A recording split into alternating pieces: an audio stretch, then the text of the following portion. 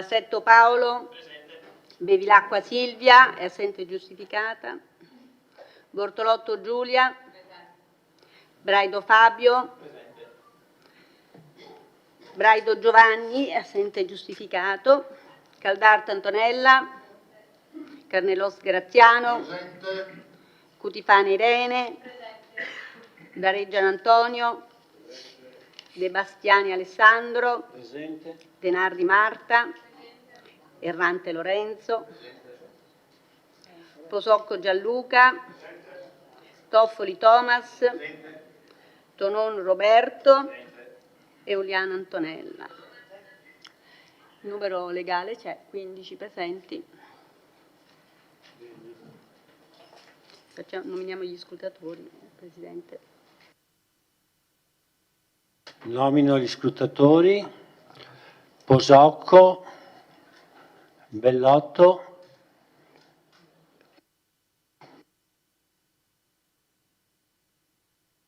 Bortolotto, Cutifani. Scrutatori: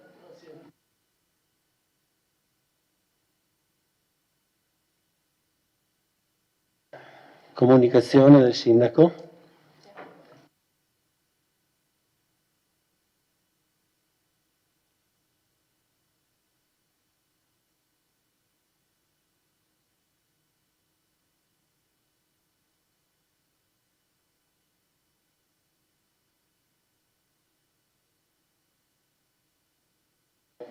Ecco, benissimo. Intanto saluto i consiglieri, saluto i cittadini in sala e saluto anche i cittadini che ci seguono dalla tenda TV. Abbiamo deciso di fare questo momento di comunicazione perché da questo nuovo mandato amministrativo intendiamo appunto in questo momento di comunicazione dare le informazioni e mettere a conoscenza dei consiglieri e anche dei cittadini delle varie questioni e delle varie situazioni che sono o aperte o in essere in città e che stiamo affrontando. Quindi faccio un breve excursus sulle questioni che da quando ci siamo insediati sono emerse nel territorio. E inizio facendo riferimento alla questione della chiusura della strada statale 51 di Alemagna, che come tutti voi sapete appunto è stato oggetto all'inizio di luglio di quella colata di detriti che l'ha praticamente interrotta. Volevo sottolineare che rispetto a quel momento noi come giunta ci siamo attivati affinché tutti i cittadini che risiedono nella zona del Fadalto avessero in qualche modo possibilità di avere un contributo per i disagi che ancora una volta purtroppo i cittadini appunto residenti in zona devono affrontare. Come sapete, come è emerso dai mezzi di informazione, c'è stato un primo tavolo di confronto dopo il 14 luglio, tavolo di confronto con la Regione Veneto, con l'ANAS, Autostrade e Ferrovie dello Stato e naturalmente il nostro comune e il comune di Farra del Pago. Di Alpago, scusate, perché adesso è un unico comune, e fin da quel primo incontro tutti i soggetti hanno ritenuto che i lavori per la sistemazione e l'apertura della strada fossero eseguiti nel più breve tempo possibile, però in sicurezza, e due, di verificare la possibilità di attuare un procedimento che desse la possibilità naturalmente ai residenti e ai pendolari di poter usufruire appunto dell'autostrada in modo con l'esenzione totale del pedaggio. Da quel primo incontro sapete che ne è scaturito una comunicazione dove oggi praticamente tutti coloro, gli utenti che transitano nel tratto autostradale della 27 dalla stazione Vittorio Veneto Nord all'uscita di Fadalto hanno la possibilità di farlo in modo gratuito e quindi non pagano il pedaggio. Ecco, io su questo mi sento innanzitutto di ringraziare l'assessore regionale Elisa De Berti per il suo interessamento, il Ministero delle Infrastrutture, i vertici di ANAS e Autostrade e tutti coloro che hanno contribuito a far attivare questo procedimento che tra l'altro è da un mio punto di vista significativo perché molto probabilmente potrebbe essere un procedimento che verrà attivato qualora ci fosse, ogni volta serve qualora ci fossero altri eventi di calamità che andassero a interrompere la strada 51 di Alemagna. Dopo di questo, a questo punto, la data per la liberazione della strada statale è stata indicata indicativamente verso la fine del mese di agosto. Noi speriamo che i lavori proseguano in modo anche abbastanza celere, però insomma sappiamo l'entità e la portata della frana. Seconda questione che volevo sottolineare è la questione dell'esondazione, sempre nello stesso giorno del Meschio, e anche qui ringrazio i Vigili del Fuoco e l'AVA per l'intervento che hanno eseguito presso il complesso del borgo della centralina Farina, per intenderci. E su questo volevo solo avvisare che stiamo monitorando e attenzionando la questione del Meschio anche con l'aiuto del Genio Civile, perché stiamo verificando se ci sono concause rispetto all'esondazione del Meschio, quindi non solo dovuta alle forti precipitazioni che ci sono state quella notte, ma stiamo verificando anche se la questione delle centraline lungo il Meschio hanno qualche concausa rispetto a quello che è successo, ma questo è in divenire. Altra questione che volevo sottolineare è la questione delle perdonanze, della frana delle perdonanze. Anche qui abbiamo avuto un incontro con i residenti la settimana scorsa e naturalmente i residenti, gli abitanti della zona delle perdonanze naturalmente sono abbastanza così delusi, anche nel senso che purtroppo gli interventi attualmente non sono stati fatti in modo continuativo e risolutivo. Allora su questo noi questa sera voteremo anche una variazione di bilancio dove abbiamo stanziato dei fondi e stiamo già procedendo con la verifica di 2 interventi, uno sulla sistemazione della strada San Mor e l'altro sulla realizzazione di un bypass rispetto alla frana, per far sì che appunto i cittadini residenti in zona possano arrivare alle loro abitazioni. E poi ci sarà l'intervento risolutivo di sistemazione della frana con il contributo della Regione Veneto, ma questi sono tempi assai più lunghi. Altra questione che volevo farvi sottolineare era la questione della sistemazione del sentiero dell'UNESCO, il tratto finale che arriva a Serravalle. Sapete che era stato praticamente interrotto perché è stato bypassato, nel senso che il vecchio sentiero praticamente è stato, non è più accessibile per vari motivi e quindi si è dovuto ancora durante l'amministrazione Miatto segnare un altro sentiero e realizzare un nuovo tratto, però da allora non era più stato manutentato e abbiamo dovuto cercare l'aiuto, soprattutto, e ringraziamo per questo, degli alpini che hanno liberato di erba e sterpaglie la terrazza degli artiglieri e la chiesa di Sant'Antonio sopra Serravalle, e quindi insomma il tratto del sentiero attualmente è aperto e percorribile. Ribadisco il ringraziamento alla sezione ANA di Vittorio Veneto.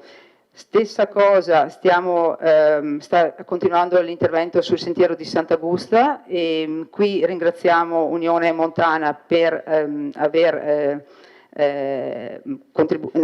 eseguito i lavori, sta eseguendo i lavori, e quindi ringraziamo la Presidente Silvia Salezze insomma, per aver voluto sistemare, quantomeno iniziare a pulire il sentiero che dalle alberature che erano alberature con rischio di pericolo e di crollo, e quindi si sta procedendo anche su quel versante.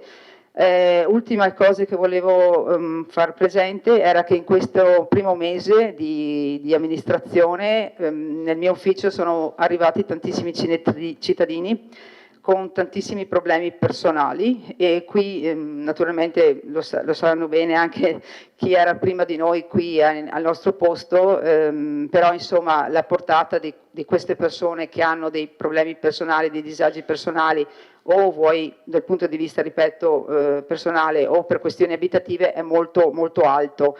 E quindi qua ci sarà da fare, deve esserci un impegno di tutti per trovare insomma delle soluzioni, delle risposte. Ringraziamo comunque i dipendenti, gli operatori dei servizi sociali per il lavoro che stanno facendo, però voglio far emergere che insomma non stiamo parlando di poche persone, ma di parecchi cittadini che hanno notevoli problemi.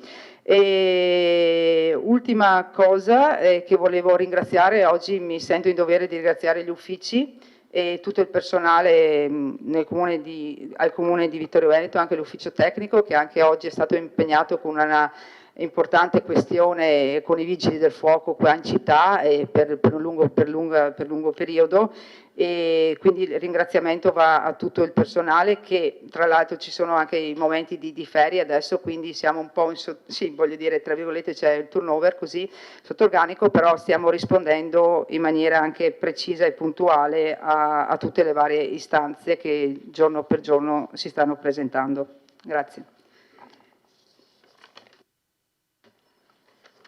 Grazie Sindaco.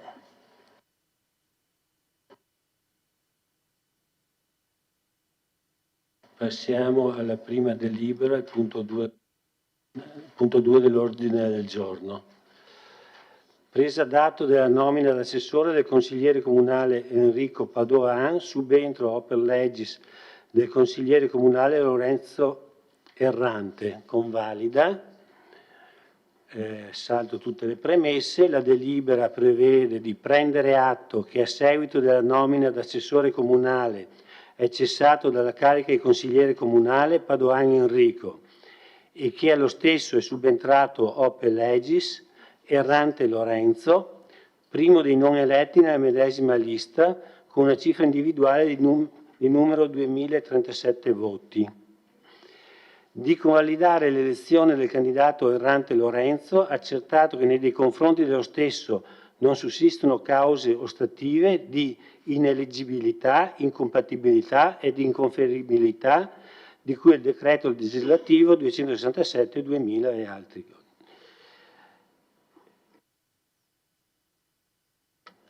Apro la discussione.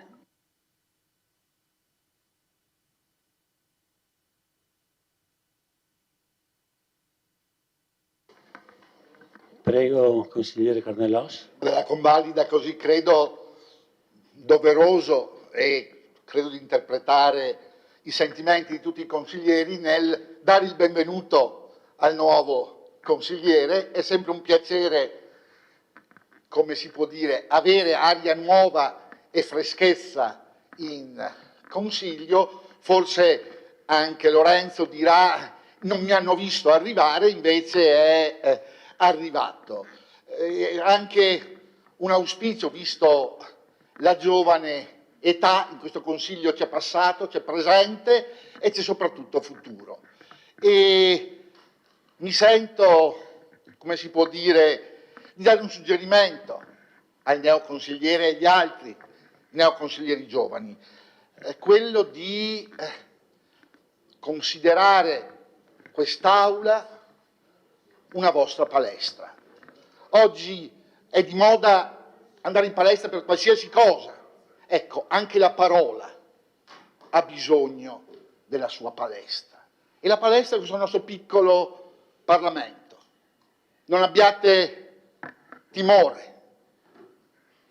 Con mitezza, la politica sa essere mite, e anzi quella più efficace è proprio quando una politica mite, però deve essere e deve farsi sentire. Allora a Lorenzo dico quello, così mi viene in mente Roberto Vecchioni: sogna ragazzo, sogna. Ecco, anche la politica ha bisogno di sognare. Ti saluto, benvenuto e buon lavoro a tutti. Grazie. Grazie Carnellos. Do la parola a Antonella Uliana.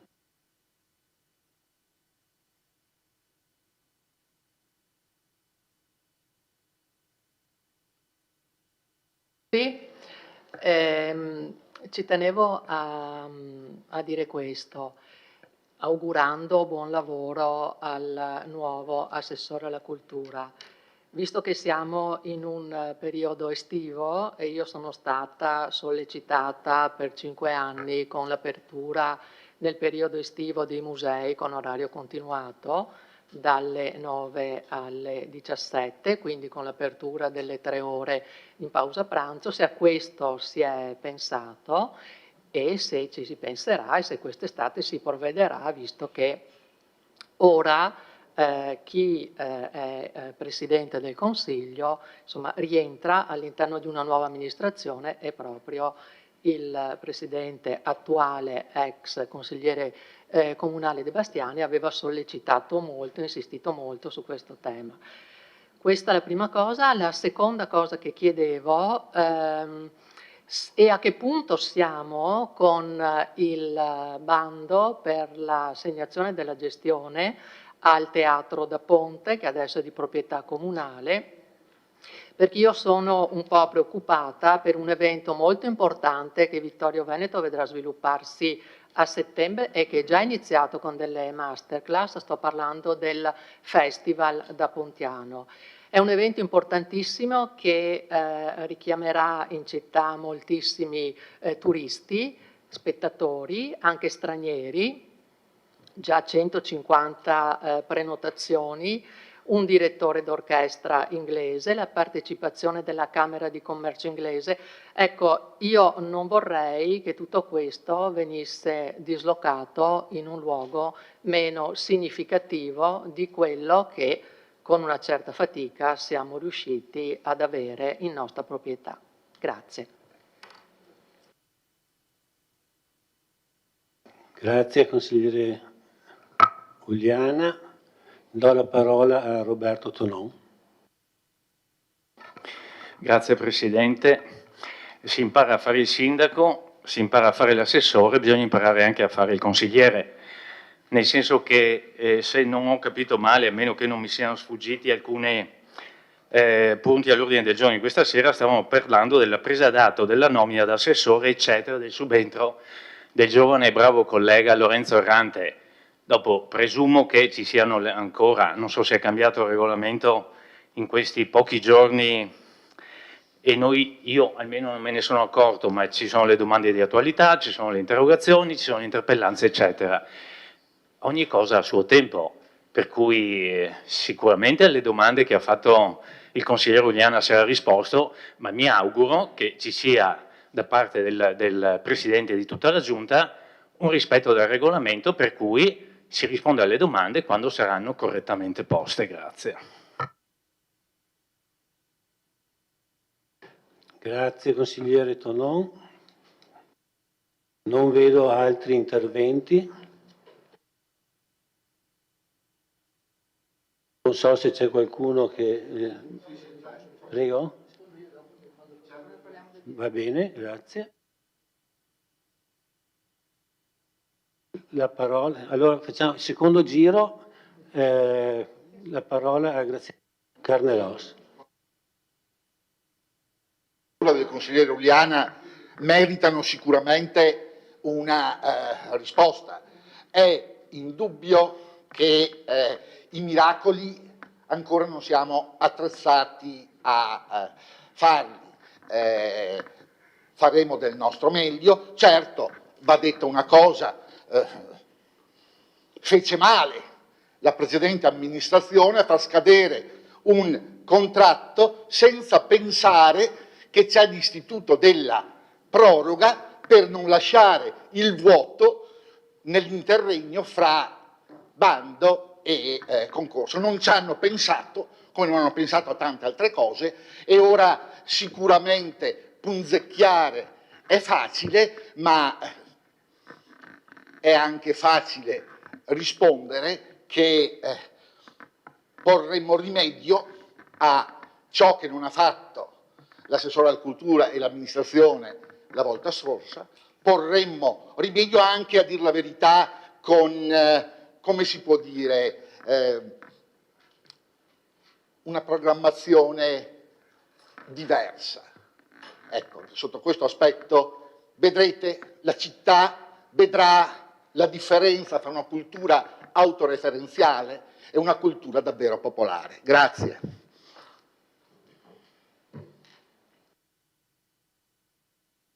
Thomas Toffoli.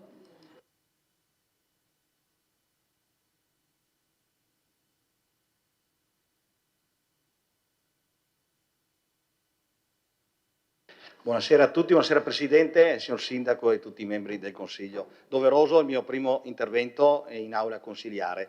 La prima era stata una cerimonia, diciamo, inaugurale, quindi era doveroso a nome di Fratelli d'Italia portare il saluto al Presidente del Consiglio Giorgia Meloni.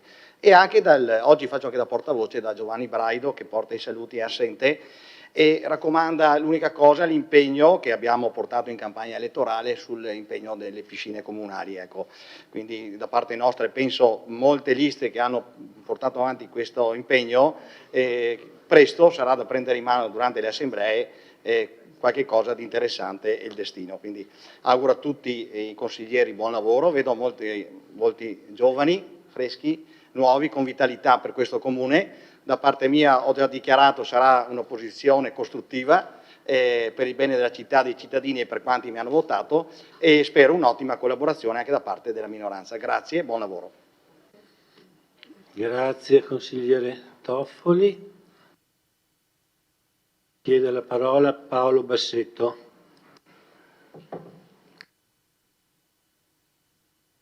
Grazie. Buonasera a tutti. Questo intervento rispetto alla prima delibera di oggi in realtà è semplicemente per augurare buon lavoro all'assessore Padoan e allo stesso tempo per augurare buon lavoro e ben arrivato in questo consiglio al consigliere Lorenzo Errante. Credo davvero che la sua presenza possa essere un valore aggiunto per il gruppo Mirella Baliana Sindaco, ma anche per questo Consiglio Comunale. Grazie.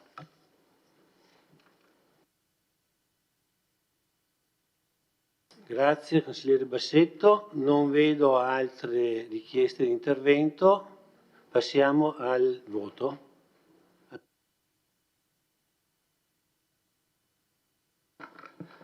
Grazie Presidente. È il primo Consiglio Comunale, quindi un benvenuto a tutti, buonasera a tutti. Mi vedo partire estremamente risosi e pronti alla rissa, ma guardate che da maggioranza dovete avere un atteggiamento sinceramente più aperto, anche perché credo che l'ex assessore e consigliere ha chiesto delle cose con degli auspici che credo questa maggioranza debba accogliere, certo senza avere, diciamo, quell'atteggiamento dei primi della classe, perché 5 anni sono lunghi in maggioranza, sono lunghi in minoranza, e nei momenti di difficoltà arriveranno a tutti, quindi si cercherà anche di trovare il dialogo anche con chi magari ha un ruolo ingrato, che è quello dell'opposizione. Lei diceva, consigliere Carnelos, sono il pluridecorato per anzianità. In realtà siamo in 3 qua, e con ruoli diversi, da sindaco, da consigliere, da capogruppo, e quindi il mio auspicio è che ci sia una collaborazione, e certo il vostro atteggiamento, i vostri interventi non sono di collaborazione, sono pronti allo scontro. Siamo qua. Grazie. Grazie consigliere Darè. Adesso passiamo alla votazione. Prego, votate.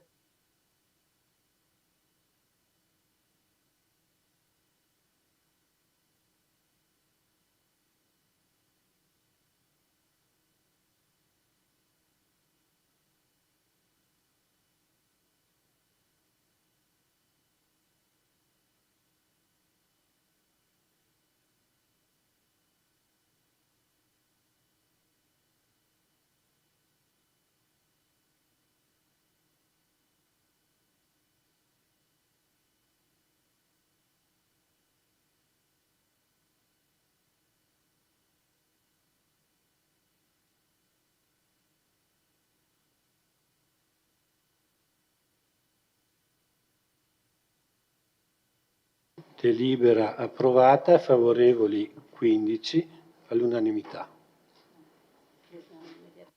Votiamo l'immediata eseguibilità.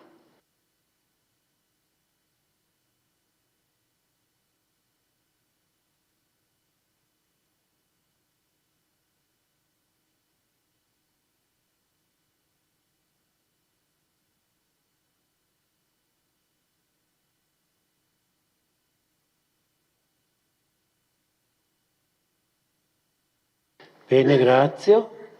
Passiamo al prossimo punto.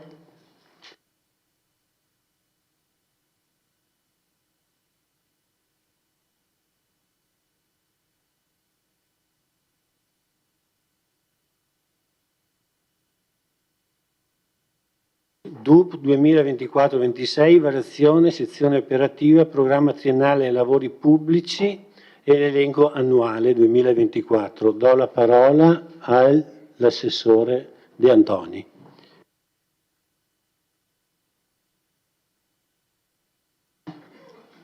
Sì, buonasera a tutti. Quindi illustro brevemente questa delibera che in pratica consiste nella modifica solamente per l'importo complessivo dei lavori per quel progetto che si chiama Intervento PNRR, Percorsi di autonomia per persone con disabilità, Vittorio Veneto, Palazzina Via Galilei. È conosciuto come Palazzina di Via Galilei. Qui eravamo partiti con un progetto iniziale di circa 600.000 euro, che è stato successivamente aumentato prima a 670.000 e adesso con l'intervento che proponiamo questa sera si arriva a complessivi 800.000 euro, di cui 10.000 sono ancora legati alla domotica e il resto sono interventi sulla palazzina, quindi interventi sul fabbricato. C'è stato un primo aumento di 70.000 che è stato approvato ancora nella variazione di bilancio che abbiamo fatto ad aprile. Poi c'è stata la proposta di aumentare di 40.000 euro l'importo, prendendone dai 50.000 che sono inseriti nel quadro economico per quanto riguarda le opere di domotica e altre opere di supporto, e parlando recentemente con i professionisti incaricati è risultato che era opportuno completare il quadro economico con un ulteriore investimento di 40.000 euro, anzi 41.000 per l'esattezza, e quindi il quadro economico viene variato e quindi complessivamente il progetto che era partito con 600.000 euro nel piano annuale triennale delle opere pubbliche adesso arriva fino a 800.000 euro.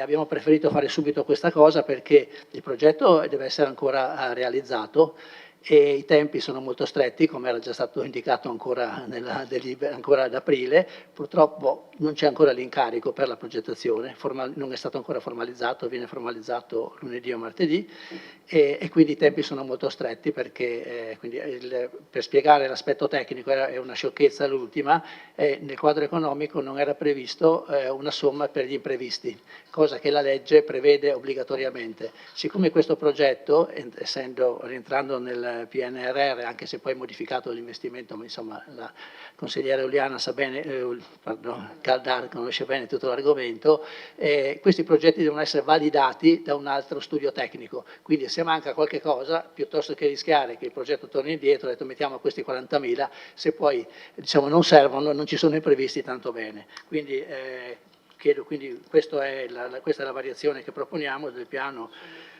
del programma triennale dei lavori pubblici e dell'elenco annuale. Se ci sono domande di chiarimento sono qua.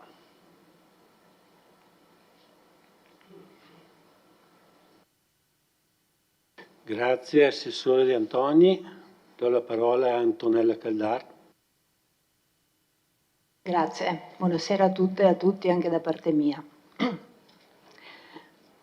Scusate. Allora, prima di fare una domanda su questo argomento specifico all'assessore competente, vorrei chiedere una specifica al Presidente del Consiglio a riguardo del fatto di aver portato all'approvazione questa sera di 2 punti che riguardano materia di bilancio, senza essere passati, come d'obbligo, secondo il regolamento comunale, attraverso le commissioni. Chiaramente la commissione non è ancora costituita, la costituiremo nel proseguio della serata, però di fatto, a mio parere, ciò cozza con quanto scritto nel nostro regolamento. La cosa mi preoccupa, io personalmente voterò questo DUP, questa variazione al DUP, però mi chiedo se ci sia la possibilità che la delibera venga in qualche modo impugnata da qualcuno, da qualche organo superiore e quindi venga invalidata, il che ovviamente sarebbe grave.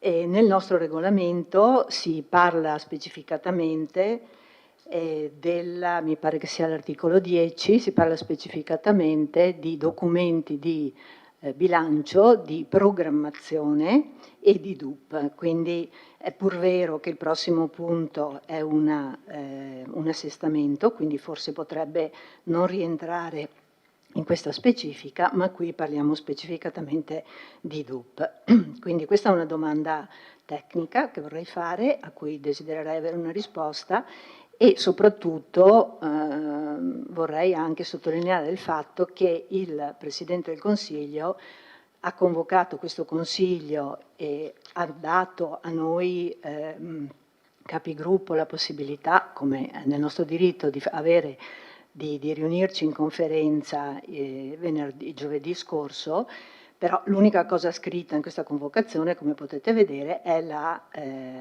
data in cui ci viene chiesto di riunirci, senza dare alcuna specifica rispetto invece a questo tema della mancanza della laicità, della validità di questa approvazione, senza appunto avere convocato prima la commissione.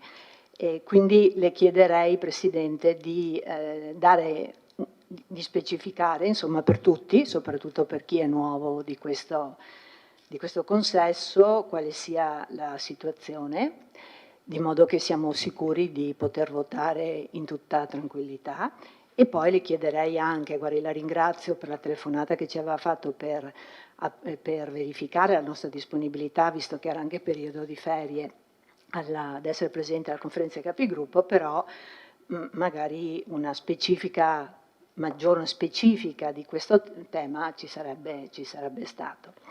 Ecco, entro poi nel merito invece della proposta di variazione proposta dall'assessore De Antoni, solo per chiedere una cosa, perché ricordo che nel progetto iniziale, che come lei ha ben detto è un progetto di ambito, quindi fa capo all'ambito di Conegliano, e la parte domotica era più ingente. Ora il fatto di averla diminuita può comportare dei problemi, perché mi ricordo che c'erano delle percentuali fisse sulle varie spese. Grazie.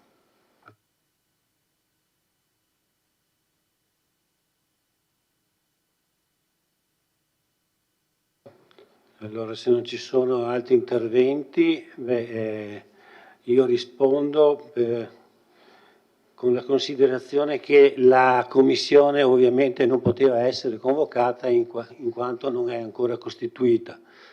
Abbiamo pensato di ovviare appunto con la riunione di capigruppo, eventualmente il segretario può specificare nel dettaglio il fatto che non fosse indispensabile la commissione di capigruppo come ci ha specificato l'altro giorno in commissione.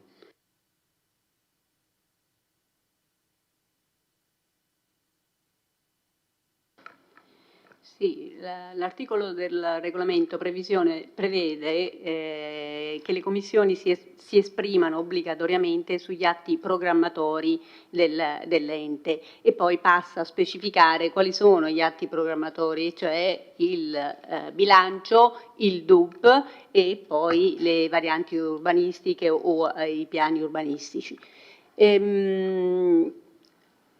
Nel caso specifico sono delle variazioni puntuali, il DUP non viene cambiato, modificato, viene modificato ma non sicuramente nella sua pienezza e nella sua struttura, si tratta semplicemente di un'opera che era già prevista nel programma delle opere pubbliche e che viene modificato soltanto nell'importo.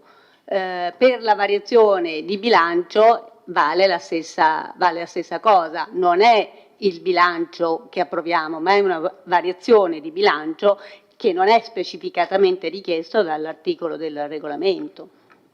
Queste sono le valutazioni che sono state fatte.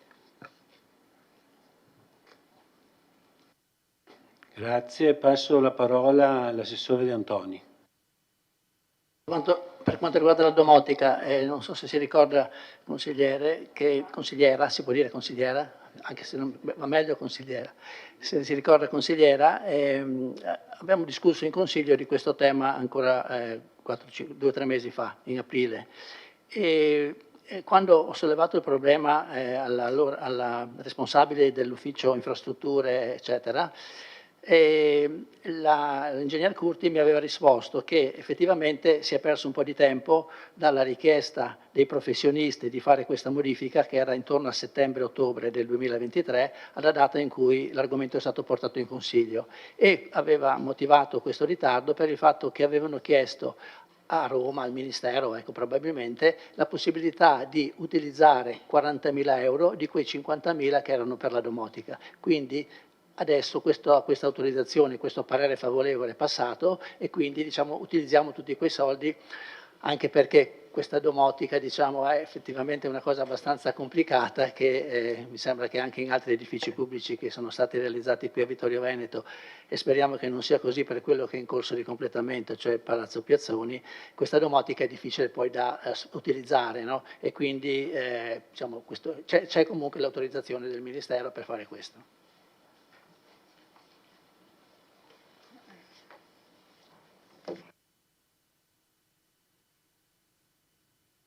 Volevo fare una domanda. Dunque, se ho capito bene, verrebbe incrementato sotto il profilo economico il progetto di 40.000 euro, se ho capito bene, per gli imprevisti.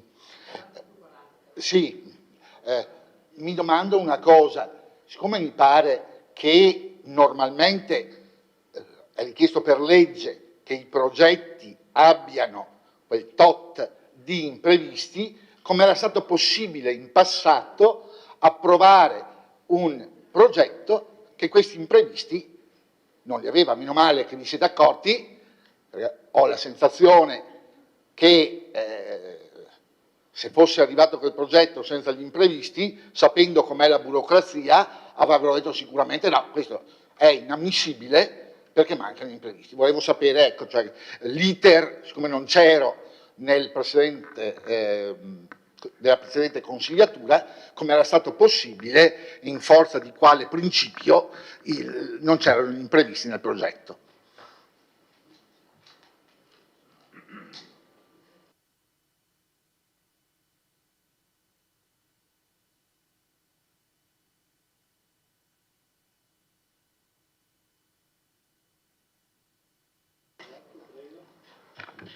Grazie Presidente, buonasera a tutte e a tutti anche da parte mia.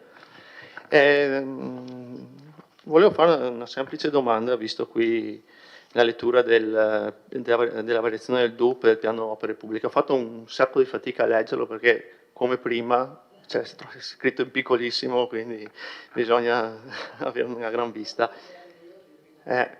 Allora, riguardo ai 300.000 euro che ci sono nelle asfaltature, che adesso sono finanziati con l'avanzo, non con oneri, giusto?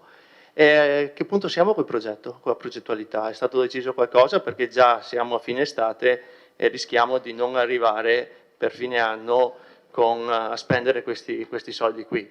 E un altro capitolo che mi interessa è il discorso, visto il periodo delle frane, nel piano opere pubbliche c'è quel contributo famoso di 700.000 euro per il ripristino di 12 siti dove ci sono le frane. Volevo capire se è stato, siccome abbiamo combattuto tanto prima, quindi ve lo chiedo, è stato finalmente dato l'incarico per andare avanti. Tutto qua, grazie. Allora vediamo se ci sono altri interventi prima di rispondere. Non vedo, se vuoi prendere la parola, Assessore. Sì, allora, al consigliere Carnellos, preciso che neanch'io diciamo, gestivo il progetto quella volta, perché poi i progetti si approvano in giunta, però sicuramente è successo come capita spesso, no? Che c'è un finanziamento di, nel caso, 600.000 euro, bisogna andare avanti velocemente perché rientra nell'ambito, tutto bisogna fare i 600.000, se no blocchi tutti i progetti degli altri. Evidentemente diciamo, l'amministrazione e anche i progettisti hanno cercato di far rientrare diciamo, no, gli importi nelle somme che c'erano a disposizione. Già il Comune quella volta ha messo 350.000 euro per completare il finanziamento del Ministero e quindi in quel momento si è deciso di andare avanti così. Adesso che c'era il tempo di valutare bene le cose, almeno la mia proposta è stata mettiamo questi 40.000 euro in più, non si sa mai, se poi questi soldi non servono, tanto bene, possiamo riutilizzarli per altre cose. Il tema è abbastanza delicato perché c'è tutta una parte legata anche all'ascensore, mi è stato detto, sugli impianti, si era andati via un po' leggerini, diciamo, pur di stare dentro nell'importo. Comunque penso che si possa dire che sono cose che capitano quando si deve cercare di fare le cose in fretta e quando l'importo è stabilito non in relazione ai lavori che sono da fare, ma in relazione ai soldi disponibili al Ministero o agli stanziamenti che vengono poi dati in questo caso nell'ambito. C'erano 600.000, sono stati utilizzati forse in maniera un po' frettolosa, guardando meglio le cose i progettisti hanno rilevato che c'era questa carenza, l'abbiamo già finanziati 2 volte, quindi non è che alla fine siamo passati da 600, arriviamo quasi a 770.000 circa, insomma. Quindi sì, l'importo è importante, anche il progetto è importante, per cui ci crediamo su questo progetto, è la prima volta che viene fatta una cosa del genere a Vittorio Veneto, la portiamo avanti saltando qualche passaggio ma andando al risultato finale che è quello che conta.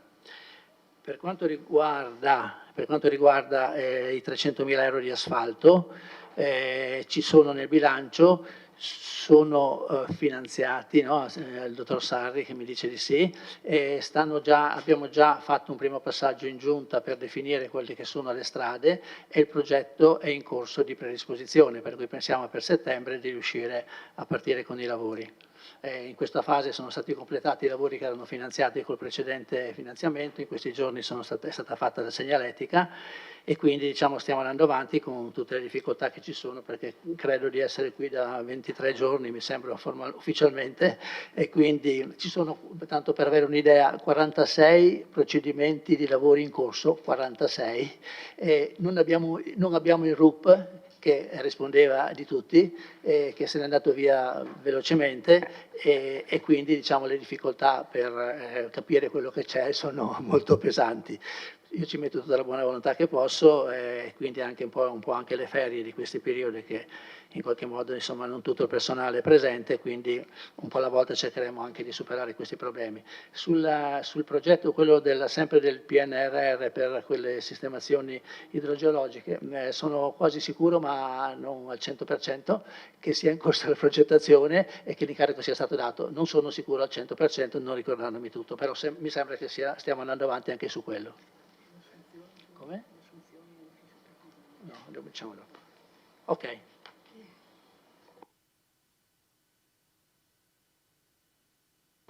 Grazie Assessore Antoni.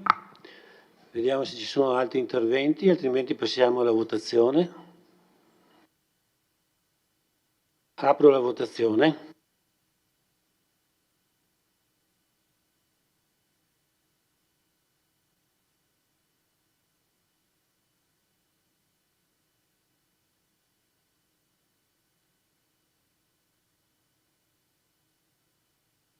Bene, si può votare.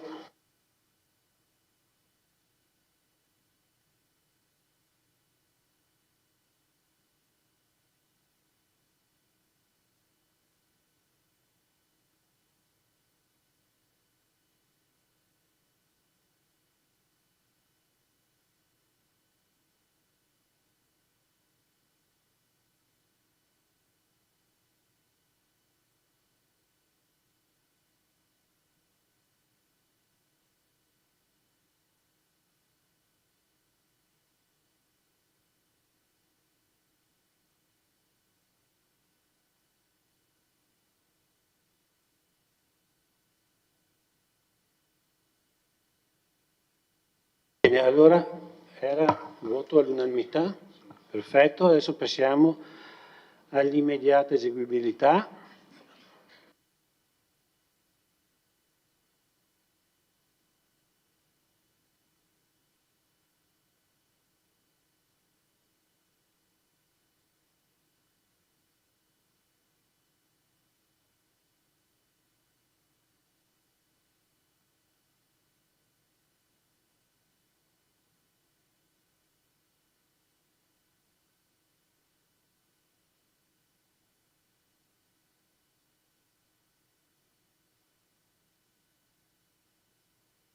Quindici favorevoli, unanimità.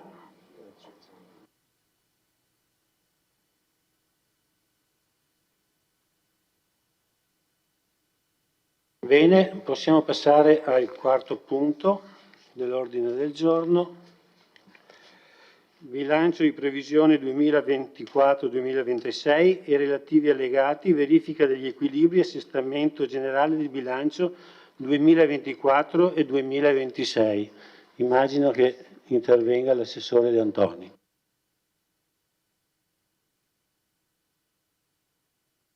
Sì, dunque questa delibera si compone di due aspetti. Uno è la verifica degli equilibri di bilancio.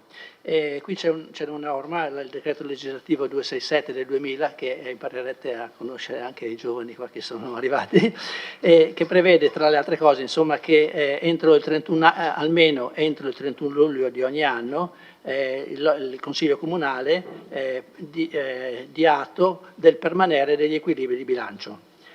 Questi equilibri di bilancio sono la sommatoria di una serie di approfondimenti che il dirigente del settore economico-finanziario, il dottor Sarri, che così presento anche a quelli che non lo conoscono, il dottor Sarri, dirigente del settore economico-finanziario, quindi prima della fine di luglio ha chiesto a tutti i dirigenti degli uffici di verificare che tutti i capitoli di bilancio, per semplificare, insomma, fossero aggiornati. Ad esempio, ha chiesto di verificare la congruità delle previsioni degli stanziamenti di entrata e di spesa, cioè ad oggi come sono i capitoli di bilancio rispetto alle previsioni di gennaio, sono tutti coperti, si qui anche fino alla fine dell'anno, oppure ci sono delle carenze.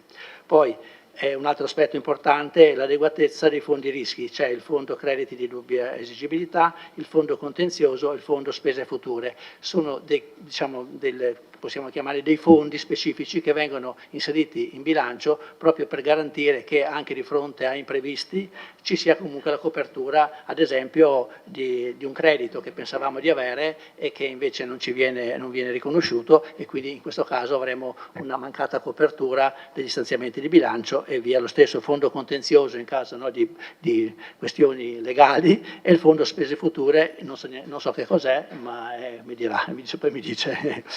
Poi verificare anche l'andamento dei lavori pubblici e controllare l'andamento dei residui attivi e dei residui passivi, confermandone la consistenza. Questa è la verifica che il dottor Sarri ha fatto con tutti i dirigenti, e da questo emerge che c'è una sostanziale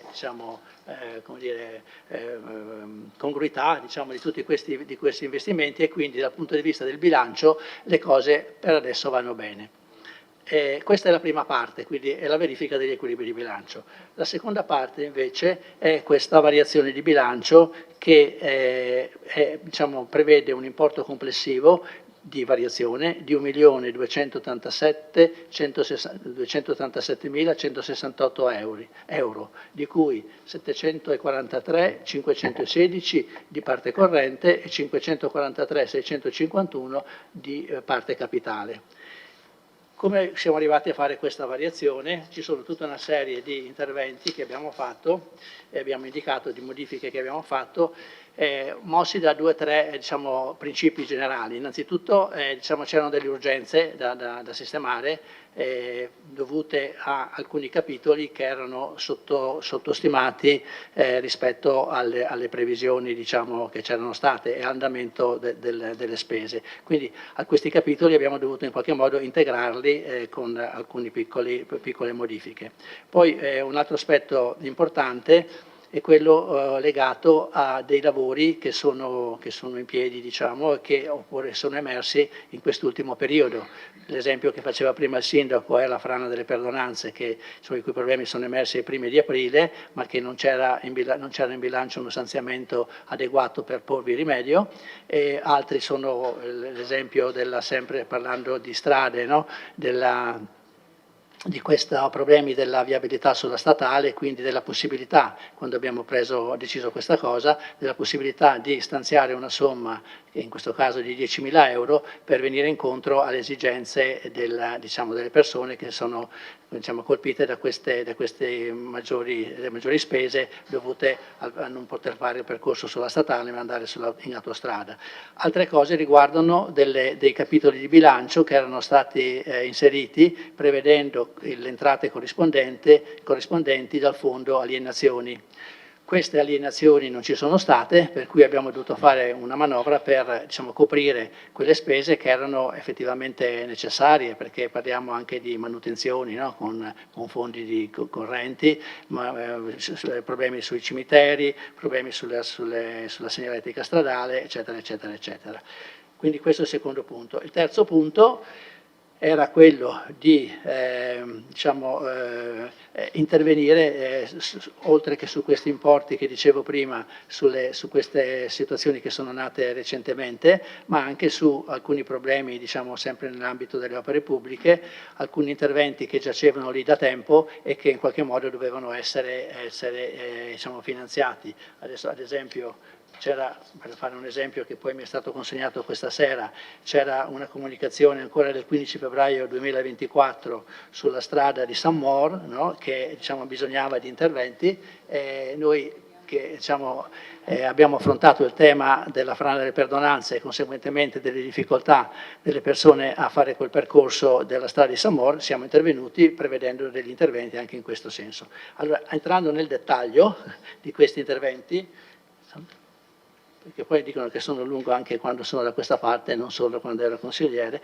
Velocemente, sulle spese correnti abbiamo messo 40.000 euro per le spese del vestiario della polizia locale.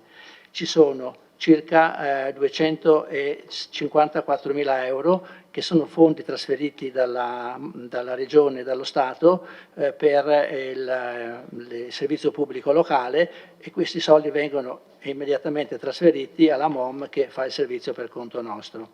Poi ci sono questi 10.000 euro di cui parlavo prima, sono altri, scusate, 10.000 euro per spese di anonimizzazione dei filmati della videosorveglianza.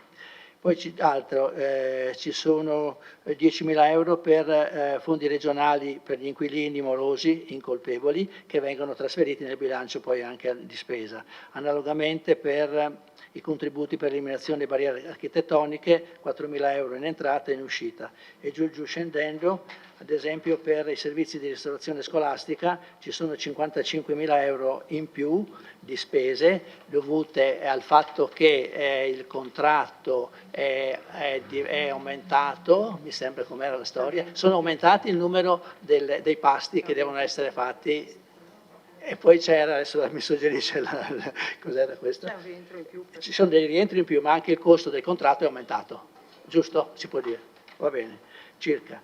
Poi contributo per attività culturali abbiamo messo 15.000 euro per contributi per attività culturali nel settore della scuola. Qui c'era un intervento concordato con la precedente amministrazione e quindi l'abbiamo messo in bilancio. Abbiamo messo in bilancio anche il trasferimento necessario dei fondi alla provincia per l'imposta di soggiorno. Una nuova norma prevede che il 20, non mi ricordo quanto, il 10% venga trasferito e qui sono 20.000 euro che vanno alla provincia.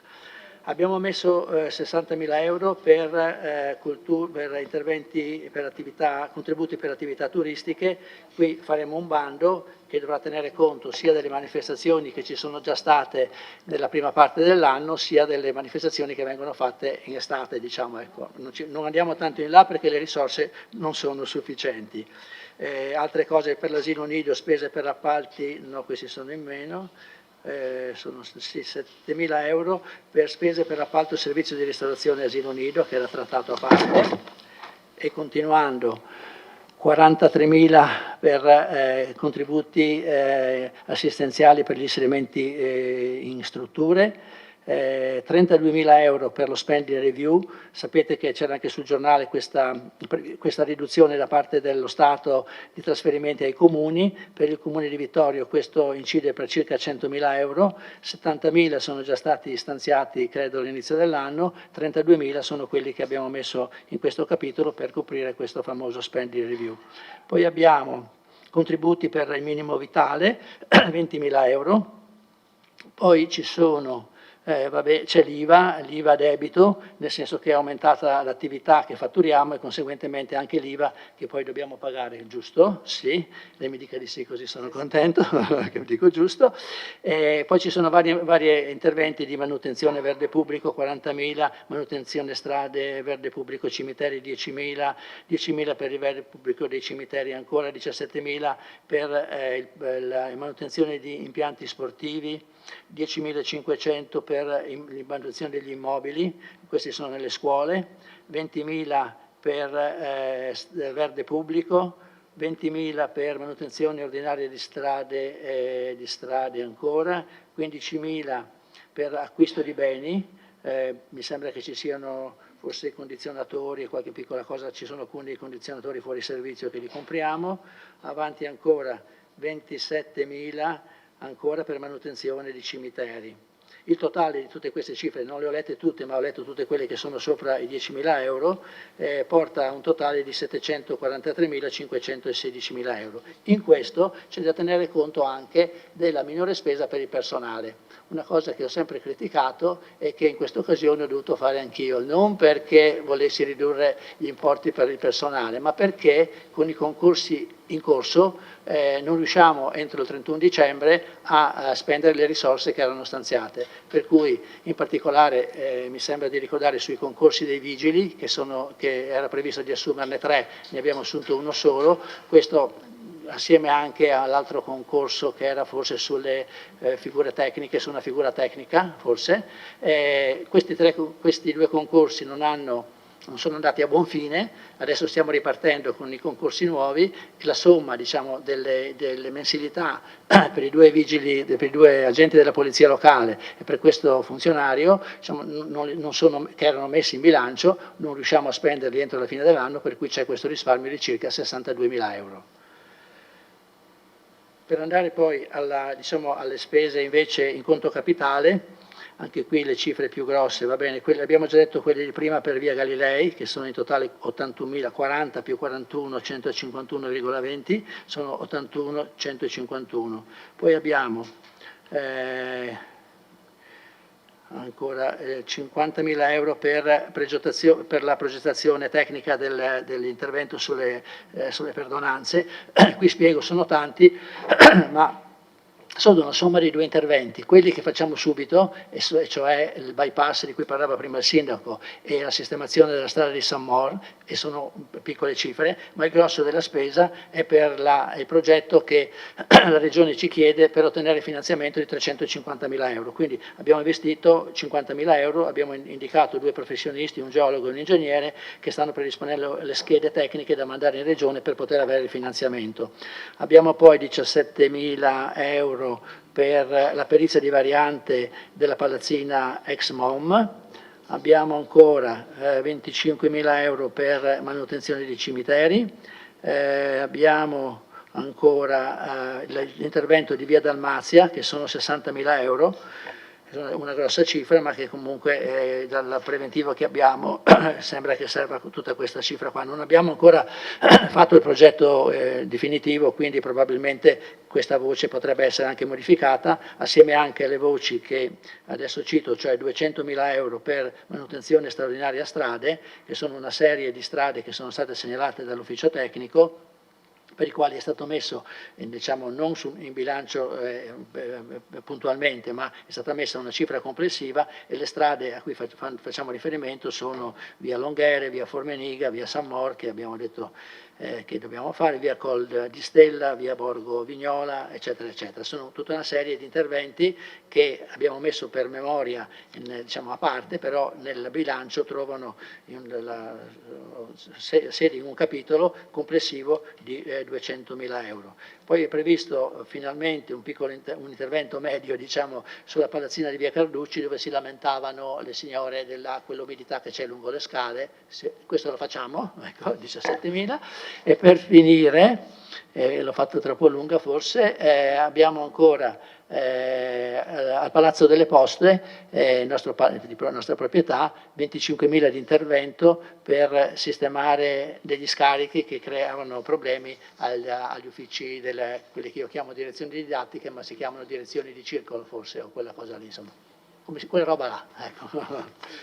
Ok, qui sarebbe questa variazione, torno a dire, per un importo complessivo di 1.287.000, che utilizza dell'avanzo di amministrazione 2023 l'importo di 659.151 euro. Tanto per memoria, l'importo complessivo dell'avanzo disponibile nel rendiconto 2023 è di 3.178.000 e rotti, noi ne investiamo in questa prima variazione 659.000. Grazie Assessore. La parola ai consiglieri.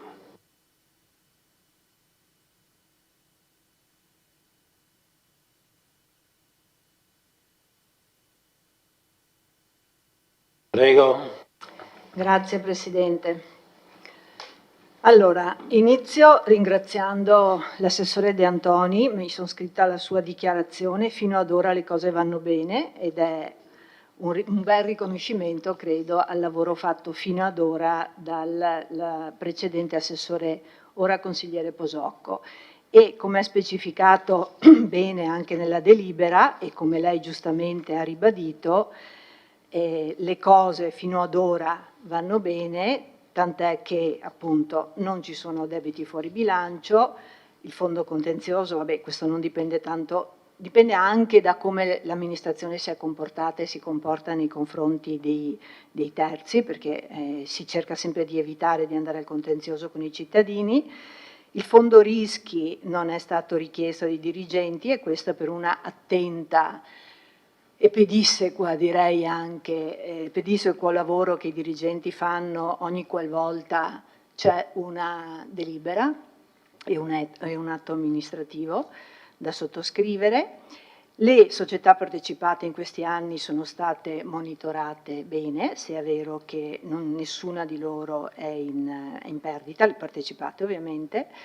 Il fondo cassa è a posto, e poi c'è il grandissimo lavoro di cui va riconosciuto, l'abbiamo già detto nei precedenti consigli, ma vorrei ribadirlo oggi, va riconosciuto il merito all'ufficio bilancio, in modo particolare al dottor Sarri come responsabile nella gestione dei residui, perché negli ultimi 2 o 3 anni è stato fatto un lavoro davvero eccellente che ovviamente contribuisce al buon funzionamento del nostro bilancio. Ecco, quindi un riconoscimento a lei per aver riconosciuto il buon lavoro fatto dalla nostra amministrazione, e noi ci auguriamo che le cose continuino ad andare bene anche nel proseguo del vostro lavoro, e ce lo auguriamo ovviamente per il bene di tutti i cittadini. Quindi abbiamo un bilancio in equilibrio. Un bilancio in equilibrio a cui lei propone una serie di variazioni. Allora, innanzitutto ringraziamo, immagino di poterlo fare a nome certamente del nostro gruppo, ma immagino anche di tanti cittadini, ringraziamo ANAS che sta pagando o che pagherà, che continuerà a pagare autostrade per aver liberalizzato il tratto di competenza. Poi sui contributi che avevate previsto, che vedo che sono rimasti iscritti a bilancio, potremo discutere, insomma. Comunque, e anche su come questi contributi poi potrebbero, se mai saranno concessi, essere dati ai cittadini, con quale regolamento. Guardo negli occhi la dottoressa Costalunga, che su queste cose chiaramente è sempre molto, molto attenta, perché è chiaro che ci vuole un regolamento cioè dare contributi a un privato richiede dei passaggi molto delicati. Comunque lo si vedrà.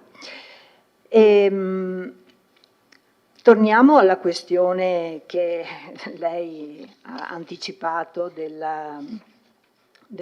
taglio della spesa del personale. E ogni qualvolta, allora, per trasparenza dobbiamo dire che i concorsi che sono stati fatti per assumere vigili sono stati numerosi e praticamente ogni volta o alla fine non c'erano persone in grado, diciamo, selezionate, in grado di farsi carico dell'incarico, oppure abbiamo avuto anche negli anni molti vigili che se ne sono andati, quindi senza dubbio i vigili, la polizia locale è sempre carente di personale. Ora lei dice taglio di questi 62.000 euro, buona parte riguardano i vigili che non riusciamo ad assumere. Certo, non riusciamo ad assumere, però se cancelliamo questo denaro dobbiamo aspettare poi per fare il concorso nuovo e tutto va a slittare, cioè ad un certo punto conveniva, a mio parere, tenerlo almeno una parte e vedere se del concorso in essere si riusciva a portarsi a casa almeno 1 o 2 vigili e comunque non cancellarlo per permettere di aprire il nuovo concorso. E poi una osservazione che lei mi faceva sempre quando sedevo al suo posto era: è vero, non si possono assumere per esempio i vigili, però perché non usi quei soldi per assumere altro personale che serve agli altri uffici? Quante volte me l'ha detto? Ogni volta. Ecco, io le spiegavo quali erano tecnicamente i motivi, lei mi diceva che assolutamente no, lei avrebbe cambiato tutto, ora e invece ci ripropone la stessa non soluzione. Quindi gli uffici tecnici, come sappiamo, sebbene noi abbiamo lavorato parecchio nel possibile delle disponibilità di bilancio per coprire i posti vacanti, continua a rimanere un buco, se non nero, almeno grigio, diciamo, a livello di personale. Poi io sono contenta ovviamente che lei metta a bilancio 40, mi pare 50, adesso non mi ricordo, 1.000 euro per il vestiario dei vigili. Ovviamente l'anno scorso non è stato acquistato, è giusto che venga acquistato ora. Però attenzione, perché stiamo acquistando vestiario e ci mancano i vigili, quindi non vorrei che ci trovassimo con i vestiti e con le divise e ci mancassero poi le persone con cui riempirlo. Grazie. Grazie consigliera Caldart, vediamo se ci sono altri interventi.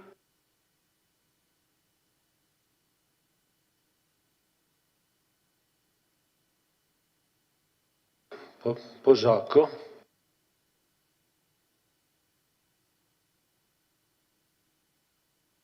Grazie Presidente.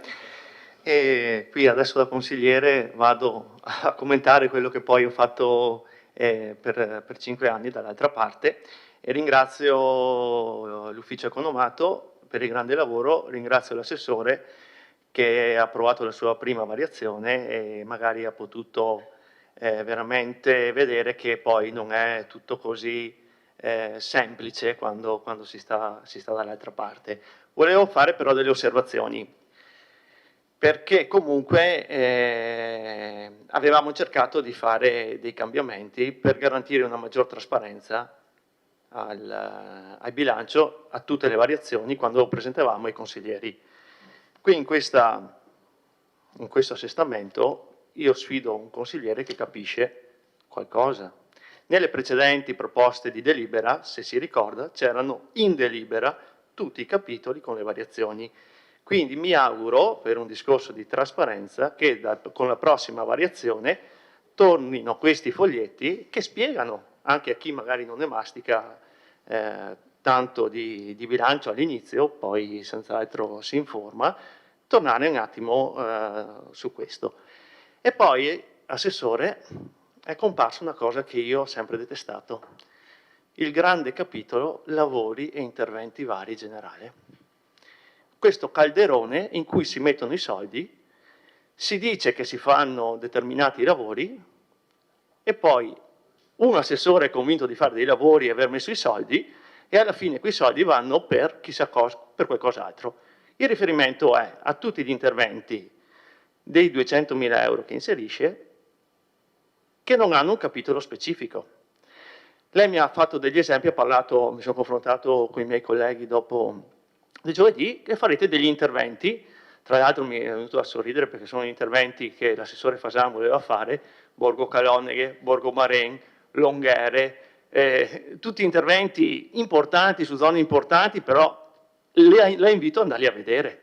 Cioè 30.000 euro per Borgo Vignole, per quanto importante può essere Borgo Vignole, l'intenzione era quella di allargare la strada con una curva, c'è un muretto secco che per 2 metri è venuto giù, io lo so, devo investire 30.000 euro per Borgo Vignole, va benissimo, però penso che ci siano altre priorità.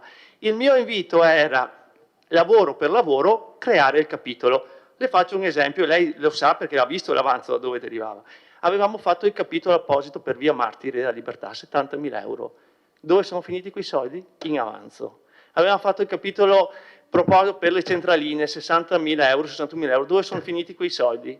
In avanzo. Le sto dicendo che quando si responsabilizzano certi uffici, va a finire che non si fanno i lavori.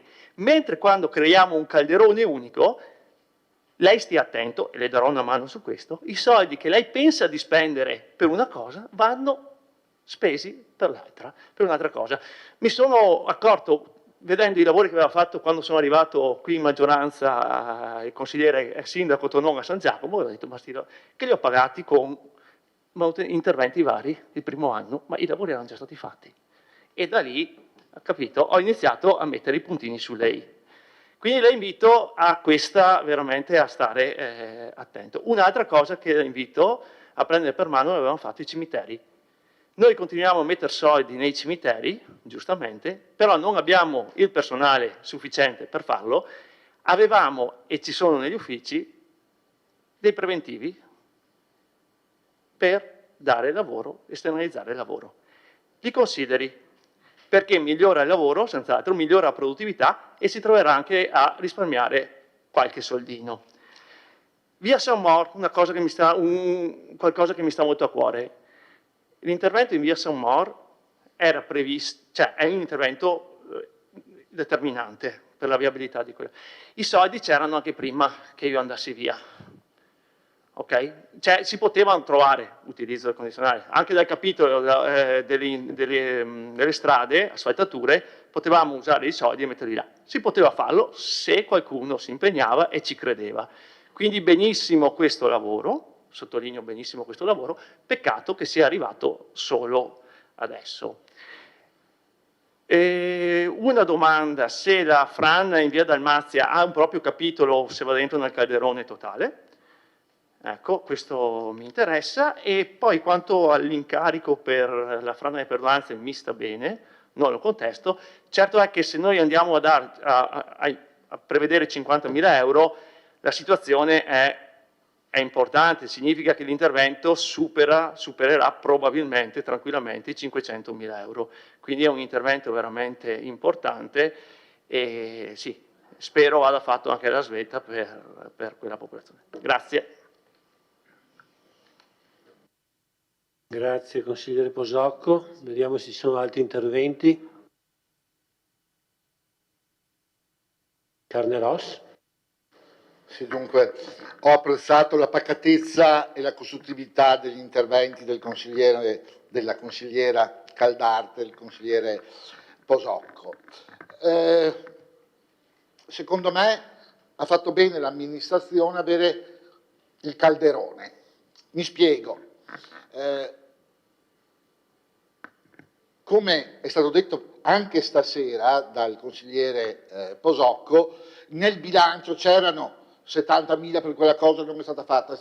Ecco, se c'è un capitolo generale, chissà che a sto punto, man mano che ci sono le necessità, si possa far più velocemente.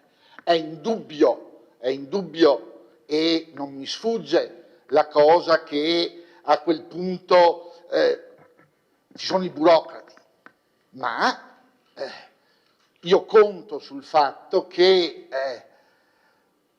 ci sia la politica che indirizza. E vedete, sono convintissimo che se non cominciamo pian pianino, man mano che sorgono i problemi, a porvi rimedio, piuttosto che le grandi programmazioni, che poi rimangono sulla carta. Per quanto riguarda il personale, secondo me, visto che siamo ad agosto, è indubbio che è stata oculata la scelta di togliere nel bilancio di quest'anno, perché per quanto veloci si possa fare, sicuramente entro il 31 dicembre credo che nessun tipo di procedura possa avere il suo inizio e la sua conclusione. È indubbio che nel bilancio 2025, siccome la volontà delle assunzioni c'è, è indubbio che dovranno essere di nuovo rimpolpati i capitoli del personale. Va detto anche una cosa che a dire la verità non mi meraviglia, il fatto che normalmente verso la fine dell'anno ci si trovi nei capitoli del personale più soldi di quelli necessari. Di solito è un fatto di prudenza amministrativa. È indubbio che sarebbe terribile arrivare verso la fine e non avere i soldi per pagare. Ripeto, ad agosto è indubbio che sia possibile fare la fotografia della possibile spesa entro il 31 dicembre, quindi tutto quello che rimane è giusto riutilizzarla. Ecco, ho finito. Sono rimasto in tempi, sì.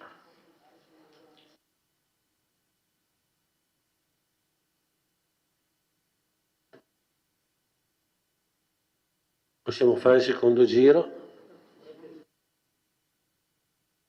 Un attimo, vediamo se vuole rispondere l'assessore. Volevo che il dottor Sari precisasse questa questione sulla composizione del bilancio e poi rispondo io e poi se si fanno altri interventi risponderemo una seconda volta. Va bene? Va bene? Allora, buonasera a tutti e soprattutto ai nuovi arrivati. Io sono Alessandro Sarri e sono il dirigente del settore economico-finanziario. Naturalmente noi siamo a disposizione di tutti voi, di tutti i consiglieri, per qualsiasi dubbio, sia io che i miei collaboratori.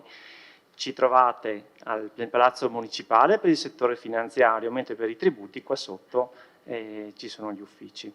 E do il benvenuto a tutti. Mi preme precisare che il bilancio, soprattutto, mi rivolgo principalmente ai nuovi arrivati, non ai, passatemi il termine, veterani, insomma. Il bilancio del Comune è un bilancio finanziario, quindi voi magari avete un po' di dimestichezza con i bilanci delle aziende private, delle società o quant'altro. Nulla di tutto ciò per il momento. Il prossimo anno avremo la contabilità nuova e ne riparleremo. Quindi mi rendo conto che magari farete un po' fatica a comprenderlo e quindi magari adesso avete sentito tutta una serie di voci e andate a cercare nella delibera e non riuscite a trovare la corrispondenza, non la troverete mai. Perché? Perché il bilancio ha una struttura, diciamo, in funzione dei vari organi del Comune. Il Consiglio Comunale, per sua competenza, ha una funzione di programmazione, non ha una funzione gestionale e quindi tutti questi interventi voi non li troverete mai in una variazione di bilancio del Comune. Troverete un dato molto aggregato, per titoli e categorie per l'entrata, mentre per missioni e programmi per la spesa. È un dato molto aggregato, quindi voi non riuscirete mai a declinare queste somme. Qualora la variazione venga approvata, cosa succede? Domani mattina o comunque nella prima seduta utile, la Giunta Comunale adotta il piano esecutivo di gestione e quindi declina la variazione di bilancio e quindi il bilancio comunale in queste voci che vi sono state elencate. Quindi l'intervento dell'assessore, in questo caso, ha voluto proprio anticipare come il bilancio comunale verrà declinato e di fatto assegnato alla gestione di noi dirigenti. Quindi quello che mi preme capire in questa sede è proprio farvi capire che l'unità di voto è un dato molto aggregato e l'intervento è un anticipare quello che sarà la competenza della Giunta, insomma, cioè nel declinare le risorse stanziate nel bilancio. Non avrei altro da precisare, insomma. Grazie.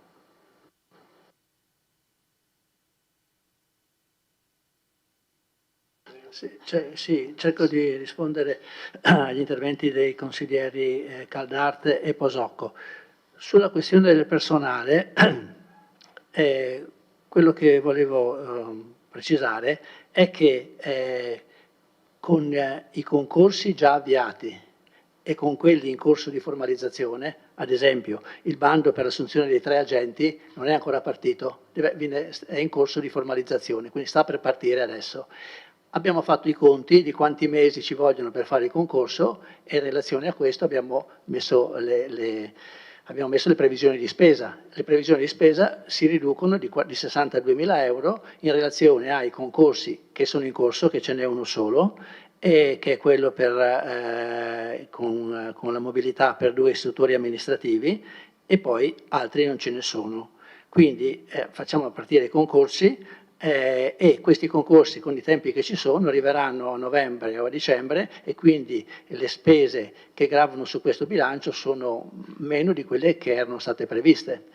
Abbiamo previsto anche le spese per il 2025 e in totale abbiamo adesso avviato il concorso, stiamo formalizzando il concorso per quanto riguarda l'assunzione di 3 agenti di polizia locale, di 3 funzionari tecnici, di 4 operai, che queste assunzioni verranno coperte entro il 2024 e per il 2025 invece abbiamo la previsione di assumere un istruttore amministrativo, un funzionario tecnico e un altro agente di polizia locale.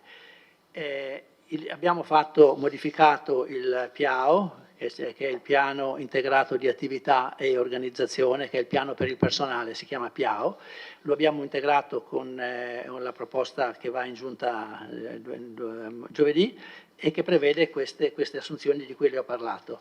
Quindi non è che io abbia tolto risorse al personale, ho tolto le risorse che non riusciamo a spendere nel corso del 2024 in relazione ai concorsi che erano già stati avviati dalla precedente amministrazione e in quelli che riusciamo a far partire adesso. Tra questi c'è anche chiaramente il concorso per il dirigente, che mi sembra che è stato pubblicato oggi o viene pubblicato in questi giorni, e quindi c'è anche quello. Quindi questa è la situazione. È vero che con i vigili facciamo tanta fatica a tenerli, c'è un grande turnover, però il vestiario si doveva comprare perché diciamo, potevamo trovarci nell'ipotesi di avere, adesso abbiamo il vestiario e non abbiamo i vigili, ma poi di avere i vigili e non avere il vestiario sarebbe stata una situazione diciamo, un po' difficile da gestire.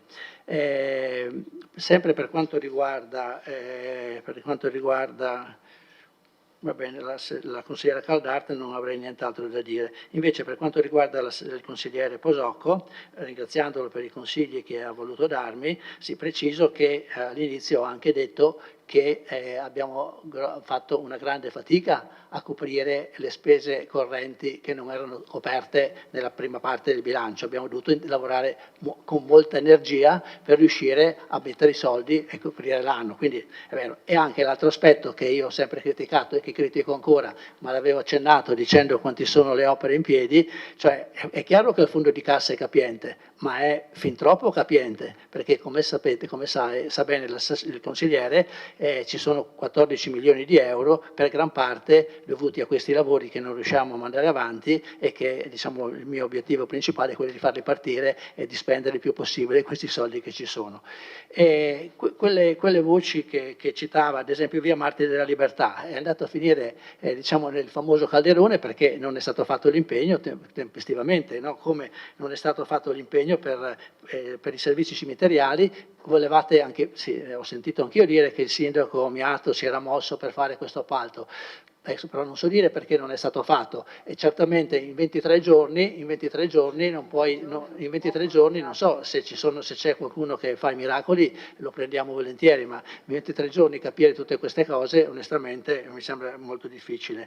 Per quanto riguarda le strade, no? Abbiamo messo appositamente 200.000 euro tutti assieme e abbiamo riportato nel bilancio in parte come annotazione le strade che adesso le cito tutte perché sono scritte ancora più in piccolo, via Longhere, via Formeniga, quindi non sono tutte, diciamo, via San Mor, via Col di Stella, via Borgo Vignola, via Caloneghe di Sotto e via Maren. Zone, diciamo, miste, non sono tutte, diciamo, da una parte, no? E questi qui ci sono degli importi presunti. Perché presunti? Perché l'ufficio ci ha passato le carte, no? Ad esempio ha messo delle cifre, quando poi approveremo i progetti diremo che sono 15, sono 17, sono di più, sono di meno. E io spero, essendo assessore al bilancio e anche assessore alle opere pubbliche, di non perdere il dato per strada e quindi partire con 15 da una parte e finire nell'altro ufficio non trovandomi soldi. Quindi spero che queste cose riusciremo a portarle avanti. C'è sicuramente il complesso delle attività dell'ufficio tecnico è molto molto notevole e onestamente è anche vero che manca personale, per cui abbiamo pensato di assumere 3 funzionari tecnici. Quindi diciamo, cerchiamo di metterci delle persone che possono aiutare il personale che oggi ci lavora e quindi un po' alla volta facciamo tutto. Via Dalmazia è messa a sé stante, sono 60.000 euro per via Dalmazia, l'intervento stiamo solo aspettando il parere della sovrintendenza, è tutto pronto per partire. L'ultimissima cosa era via San Mor, ecco via San Mor era una cosa che era presente anche prima di che arrivassimo noi, no? Perché la prima richiesta è del 15 febbraio 2024 che addirittura prevedeva un intervento di 47.200 più IVA, mentre noi prevediamo diciamo, dell'intervento da fare subito una trentina di migliaia di euro per fare questo lavoro. Quindi, sì, alcune cose si potevano fare forse anche prima, non si è potuto farle, io cerco di fare il più che posso, ma cercherò anch'io con i tempi che sono necessari perché come tutti sapete la burocrazia è abbastanza complicata e quindi c'è tutta una serie di interventi da fare, prima devono trovare i soldi, poi bisogna fare la determine, poi bisogna fare i pareri vari e quindi i tempi sono sempre abbastanza lunghi, però insomma vi assicuro che diciamo, pian piano con l'aiuto del dottor Sarri e con i tecnici dell'ufficio tecnico cerco di entrare e approfondire bene tutti gli aspetti e spero al prossimo Consiglio di poter portare anche qualche risultato.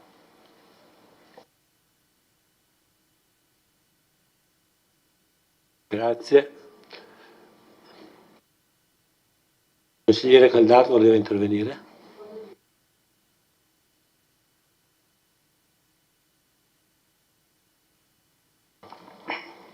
Sì, grazie. Allora, intervengo per la questione dei 10.000 euro del Fadalto. Cioè, il fatto che noi abbiamo pensato a questa soluzione, perché intanto era da anni che ai cittadini del Fadalto non si dava una risposta per questi disagi che hanno continuato ad avere dovuti a queste frane e all'interruzione della statale. Quindi noi abbiamo pensato a cosa fare, ma non l'abbiamo pensato così, nel senso abbiamo detto vabbè, abbiamo verificato anche in altri comuni nel resto d'Italia, in Regione Veneto ma anche in altre regioni, se sono stati fatti questi tipi di intervento, no? Quindi questo intervento andava a inquadrarsi sui disagi patiti a seguito di eventi calamitosi, quindi in via emergenziale. Quindi era un po' questa l'ottica in cui sono stati eventualmente erano inseriti quei 10.000 euro, tanto è vero che sono rimasti nel capitolo protezione civile, mi sembra di capire. Io penso che sia interessante la protezione civile, cioè avere dei soldi a disposizione in caso di calamità naturale, in caso di interventi da fare nell'immediato, e quindi il nostro intervento era proprio mirato in questo senso. Insomma, ci sono esempi, ripeto, non di regolamenti, di bandi proprio specifici con questi tipi di soluzione, e quindi un po' era questa l'idea che avevamo e che è stata superata dall'intervento del Ministero delle Infrastrutture, di ANAS e di Autostrade, e quindi a questo punto rimangono nel capitolo protezione civile in caso di emergenza. Altra cosa volevo dire per la questione delle perdonanze, consigliere Posocco, non me ne voglia, ma quando dice la strada di San Mor poteva essere fatta ma bisognava crederci, cioè a chi lo sta, cioè nel senso a chi lo sta dicendo, perché voglio dire, noi in questi 23 giorni, adesso non per dire, ma abbiamo trovato le soluzioni ragionando. La cosa non era facile, però dal 4 aprile siamo passati, insomma, erano passati parecchi mesi. Io penso che un ragionamento sulla questione dell'intervento sulle perdonanze era da fare, da avviare fin da subito, tant'è vero che adesso siamo riusciti a dare anche l'incarico in questi 23 giorni. Forse un ragionamento affatto nei mesi successivi sarebbe stato utile, e qui mi fermo.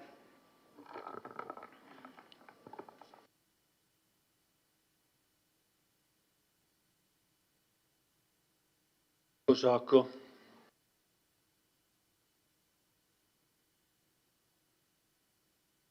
Sì, grazie Sindaca. Stiamo dicendo la stessa cosa, sì, quindi poteva essere fatto prima e non è stato fatto, so perché non è stato fatto e so anche perché poi ho fatto un altro tipo di percorso, aperta e chiusa parentesi. I miei vogliono essere assessore dei consigli, perché ho fatto un'esperienza e mi metto a dare dei consigli, perché altrimenti starei zitto, aspetto che sbagli e poi prendo altre strade. Le do un altro consiglio, la questione dei debiti fuori bilancio, che è un'altra cosa che a me sta molto a cuore. Allora, le faccio io è una cosa che sono stato molto molto attento in questi anni, perché sappiamo, ma lo sa anche lei in quanto consigliere, quando determinate determine arrivavano, in che periodo dell'anno, ok? Quindi sa che abbiamo accorciato, sa che sono stato molto attento. Ma le faccio degli esempi banali. Tipo, a fine maggio abbiamo pagato i fiori che abbiamo messo nei giardini, con incarico dato e tutto. Gli alpini di Cozzuolo vanno per comprare i fiori al monumento di Cozzuolo, vanno dallo stesso che ci fornisce i fiori, non te li do perché non ci sono soldi. L'ufficio tecnico dice non ci sono soldi per i fiori. Sindaca Bagliana viene eletta, il giorno dopo i fiori tutti intorno alla fontana, benissimo. Ma i soldi li abbiamo trovati dove? Sono 100 euro, 200? Banalissimo esempio. Ho visto, mi sembra di aver visto, non ne sono sicuro, delle panchine nuove nel 2023 a Vittorio Veneto. Ho cercato, non ho visto determine di pagamento di queste panchine, ma mi ricordo che verso fine dicembre è arrivata una richiesta fuori tempo massimo, e mi sembra che le ditte erano DMB e Metcalco, per un importo totale di 15.000 euro che abbiamo rispedito al mittente. Adesso osservo questa variazione di bilancio, non lo so, lei non me l'ha citata, però una pagina dell'assetto vedo urbanistica, spese di investimento 25.000 euro. Non vorrei fossero spese per le panchine, ma ripeto, starò molto attento e senz'altro non vedrò 5.000 euro per una ditta e 10.000 euro per un'altra. Poi come determina di acquisto. Quindi sa che io sarò molto, molto, molto attento su questo, perché ripeto, anche se sono un agente di commercio, un assicuratore, un po' di esperienza l'ho fatta. Ecco, la ringrazio. Aspettiamo a vedere se ci sono altri interventi.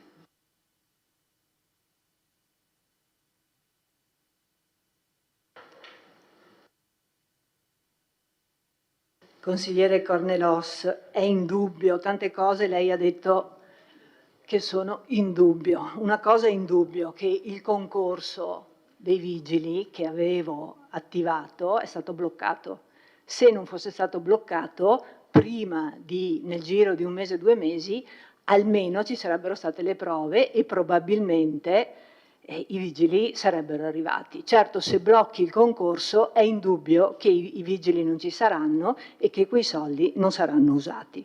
Quindi attenzione perché abbiamo appena lasciato l'ufficio, quindi le cose le conosciamo. Sindaca, allora, io apprezzo molto quello che lei ha detto sulle buone intenzioni. Lei ha detto nelle migliori intenzioni abbiamo pensato di prevedere un indennizzo alle persone che in questi anni sono state colpite da questa disgrazia che sono le frane sul Fadalto. Non è che i sindaci precedenti, e non cito solo Miatto, ma probabilmente anche quelli che l'hanno preceduto, non ci avessero pensato. Il problema è che quando si usano soldi pubblici bisogna essere certi che la Corte dei Conti, tanto per essere molto concreti, non venga a sollevare eccezioni sulla destinazione. Allora, che altri comuni l'abbiano fatto non mi soddisfa, cioè non è sufficiente perché io possa sottoscrivere una decisione del genere. Perché l'abbiamo sperimentato, l'ho sperimentato anch'io quando ero assessore al bilancio insieme all'allora sindaco D'Arè, un'azione fatta con tanta buona volontà, con tanto buonsenso, come ai giudici sinceramente non sia assolutamente importata e non l'abbiano giustificata. Quindi le buone intenzioni è importante che ci siano, però non possono giustificare l'uso di denaro pubblico. Adesso qui abbiamo tanti neofiti in consiglio, io spero che tutti abbiano già attivato la propria copertura assicurativa, perché voi sapete che noi siamo responsabili di quello che sottoscriviamo, alzando la mano, è così, consigliere Braido. E quindi io personalmente non sottoscrivo questo impegno. È stata una bella idea, senza dubbio, metterla in un fondo, chiamiamolo protezione civile, perché così non ha una destinazione specifica, però in questo momento è lì, quindi potrebbe teoricamente potreste decidere di usarlo. Ecco, quindi su questo non mi trovate d'accordo. Poi sul discorso Calderone, sì, Calderone no, consigliere Cornelos, come avrà capito da ciò che ha detto ora il consigliere Posocco, la politica certo deve indirizzare, e magari non siamo stati tutti capaci di indirizzare nel modo giusto, corretto e tempestivamente, però è necessario anche che la macchina comunale accetti di essere indirizzata e soprattutto superi un certo modo di agire che era normale nel passato, ma che con tutte le riforme che hanno interessato il settore pubblico, l'amministrazione, la gestione dei bilanci dei comuni e non solo dei comuni, hanno imposto nuove modalità operative. Noi l'abbiamo sperimentato in questi anni, quante volte il nostro indirizzo era facciamolo questo concorso, facciamola questa manifestazione di interesse, ma c'erano dietro 10.000 ma e 10.000 dubbi dei funzionari, giustamente, che poi hanno la loro responsabilità, per cui le cose sono state rallentate. Ecco, quindi io sono assolutamente d'accordo che la politica debba indirizzare, però bisogna, soprattutto laddove c'è una struttura con persone che in buona fede, perché non sto assolutamente pensando che non ci sia buona fede, ma che proviene da una gestione diversa del passato, bisogna lavorare molto perché le cose cambino. Quindi quello che avevamo provato a fare, cioè dividere scheda per scheda i vari lavori pubblici, era finalizzato proprio ad aiutare la macchina a funzionare e ad evitare che succedessero cose come queste, che speriamo non siano successe, delle panchine. Quindi a dare chiarezza, indirizzo, ma anche chiarezza e trasparenza, perché noi dobbiamo essere trasparenti prima di tutto nei confronti dei cittadini e poi nei confronti di tutti noi. Grazie. Grazie consigliere Caldarto. Do la parola al consigliere Tonon. Grazie Presidente. Un commento alle affermazioni soprattutto del consigliere Caldart. Le cose vanno bene, il bilancio è in equilibrio, ci mancherebbe. Con l'IMU ai massimi e con l'addizionale IRPEF aumentata anche quest'anno ci mancherebbe che non fosse in equilibrio il bilancio. Anzi, diciamo che nonostante questo l'assessore al bilancio, l'ingegner De Antoni, ha detto sì, però per le spese correnti, con tutte le promesse che erano state fatte, si è fatto un po' di fatica. Si è fatto un po' di fatica. Guardi, io dico molto francamente, quando l'altro giorno in riunione di Capigruppo lei ha citato per la prima volta, quindi dopo di fatto, ancora prima del primo consiglio comunale utile, diciamo così, visto che il primo era semplicemente di insediamento, lo spauracchio della Corte dei Conti, sono rimasto un poco deluso e le spiego perché. In 5 anni di amministrazione del sottoscritto, l'allora minoranza, il consigliere Posocco per esempio, l'allora consigliere Fasan, più volte hanno citato lo spauracchio della Corte dei Conti, del danno erariale, eccetera. Abbiamo avuto anche una verifica della Ragioneria Generale dello Stato, tutto a posto. Nessuno dei provvedimenti che l'amministrazione che ho avuto l'onore di presiedere ha avuto problemi passando sotto le forche caudine della Corte dei Conti, della Procura della Corte dei Conti. Andava tutto bene. Quando ero nello scorso mandato seduto al posto della giovanissima collega, io solo una volta ho citato la questione della Corte dei Conti dicendo da questa parte non verrà agli allora consiglieri di maggioranza il richiamo state attenti, come faceva molto spesso qualcun altro prima, che ci sarà la Corte. Mai fatto, mai fatto.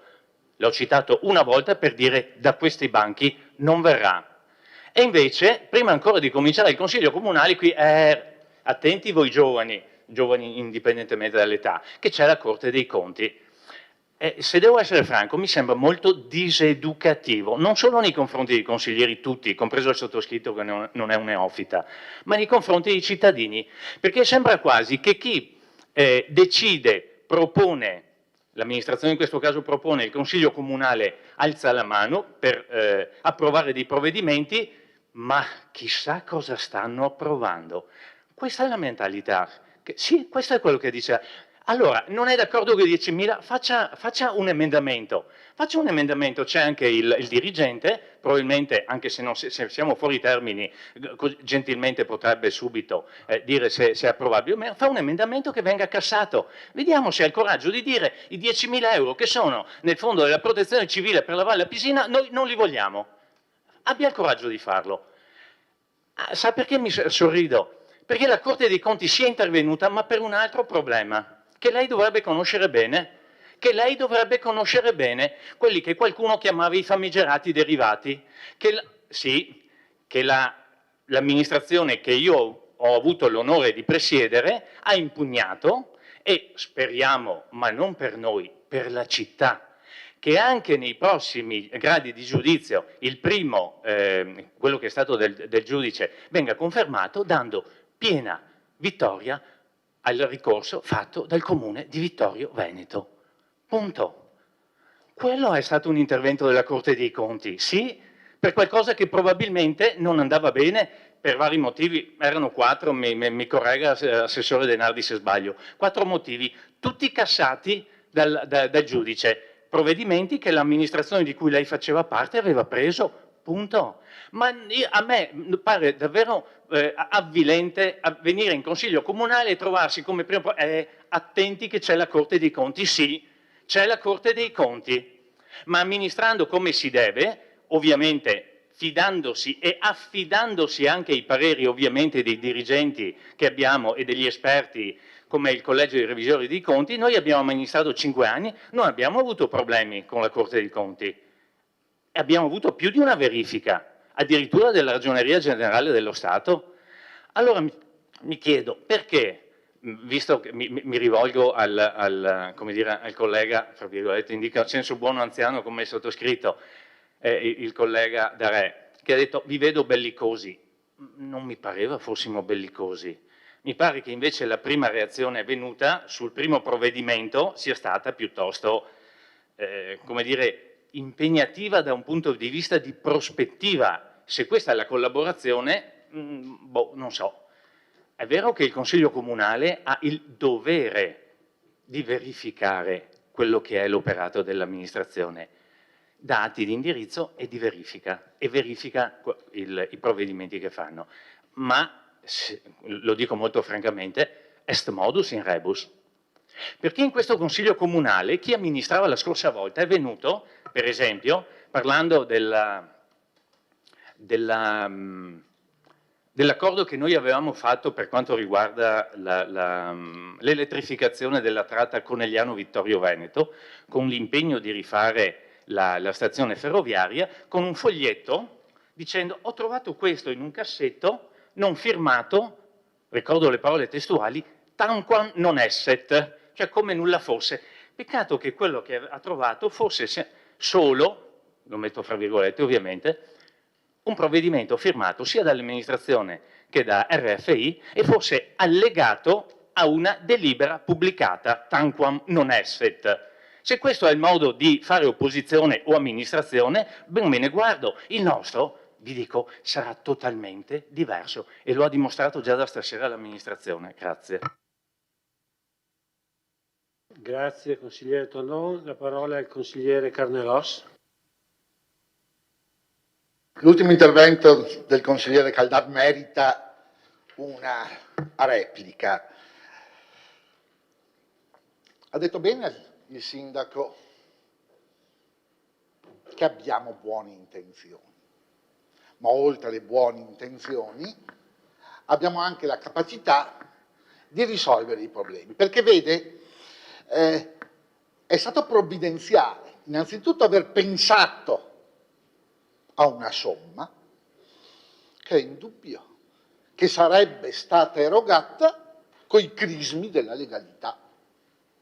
Nessuno di noi è Babbo Natale, né il Comune è la Befana. Il problema è che le intenzioni diventano realtà quando vi è una collaborazione fra i cosiddetti politici e la struttura amministrativa. Ovviamente io non c'ero nei precedenti 5 anni, ma dalle sue affermazioni ho notato, come si può dire, certamente un clima non idilliaco e anzi non credo anche sia inelegante. Sembra quasi che ciò che non è stato fatto dalla precedente amministrazione è colpa della struttura, è colpa dei dirigenti, è colpa. Allora io rovescio la frittata. Le dico che le cose si fanno quando vi è collaborazione, quando, come si può dire, si ha lo stato d'animo nel pensare che noi politici siamo al servizio della collettività e allo stesso modo il dipendente pubblico sa di essere al servizio della collettività, ma ci vuole, come si può dire, anche la gentilezza, la mitezza nell'affrontare i problemi. Posso, voglio e comando è tipico di un'epoca passata che spero non torni più. Anche sotto questo profilo siamo pieni di buone intenzioni e, almeno per quanto ci riguarda, faremo di tutto per far sì che i nostri obiettivi diventino realtà in collaborazione e insieme alla struttura. Corte dei Conti, vede, l'indicazione che le hai dato stasera è completamente erronea sotto il profilo giuridico, perché noi consiglieri comunali, ancorché quei 10.000 siano nella come si chiama, protezione civile, non avremmo avuto e non abbiamo alcuna responsabilità. Perché, ovviamente, come lei sa bene, la scelta gestionale ed operativa compete comunque alla Giunta, lì, l'abbiamo detto prima, e l'ha detto anche il dirigente,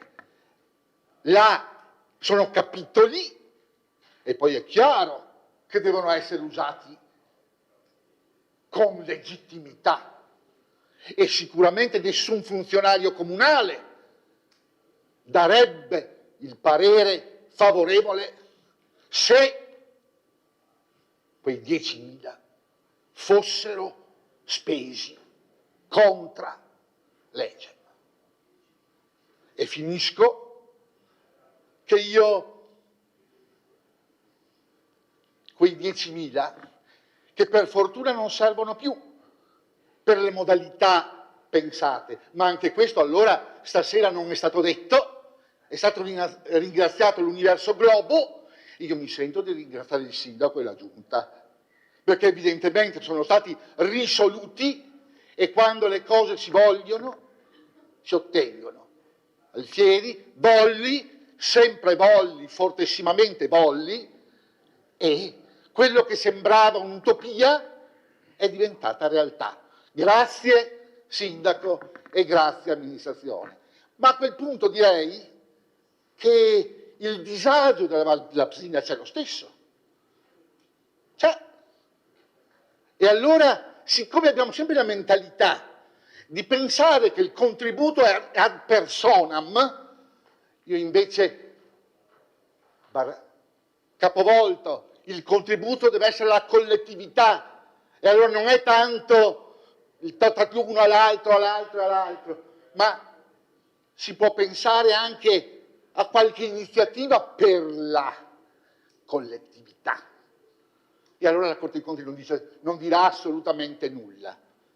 E qui, e finisco, ricordiamoci sempre che il bene comune non è fare il bene di Tizio, di Caio, di Sempronio. Quello è favoritismo. Il bene comune lo si fa quando si aiuta la collettività e la comunità nel suo insieme. E sotto questo profilo un po' nell'ultimo ventennio questo principio è stato stravolto. Il bonus sono la morte della politica. Grazie. Grazie consigliere Carnelos. Adesso do la consigliere Darè.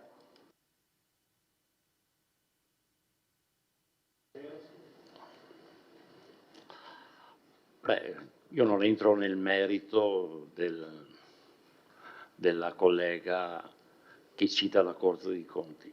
Io cito la Corte dei Conti perché ho un ricordo straordinario, un ricordo bellissimo. In questa sala ho pubblicamente detto, ho espresso il mio disprezzo per la Corte dei Conti di Venezia, che mi ricordo su un'illusione del patto di stabilità presunta dell'allora sindaco Scottà, vengo convocato dalla Corte dei Conti di Venezia,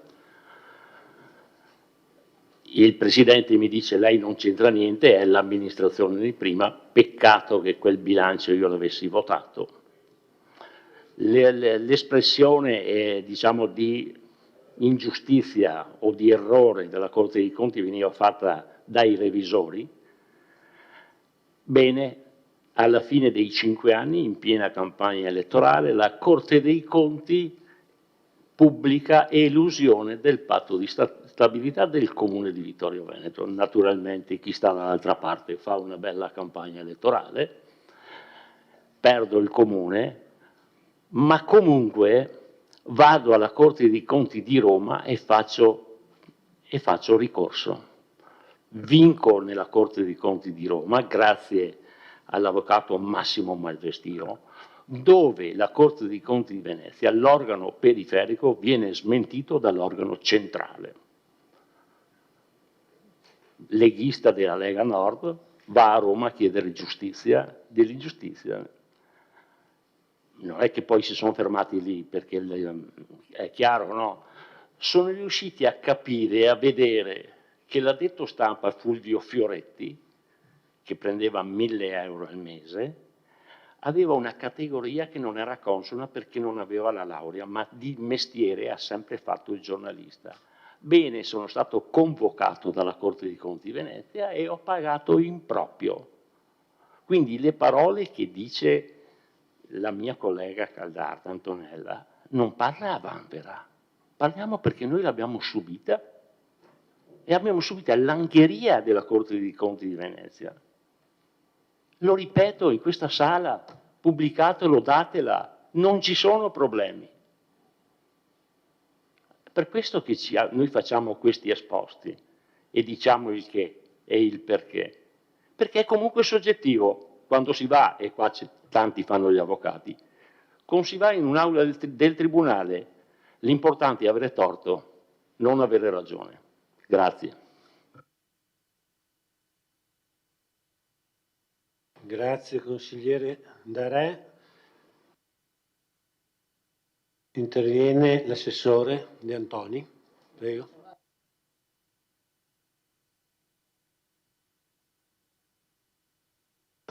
Paolo Bessetto, prego.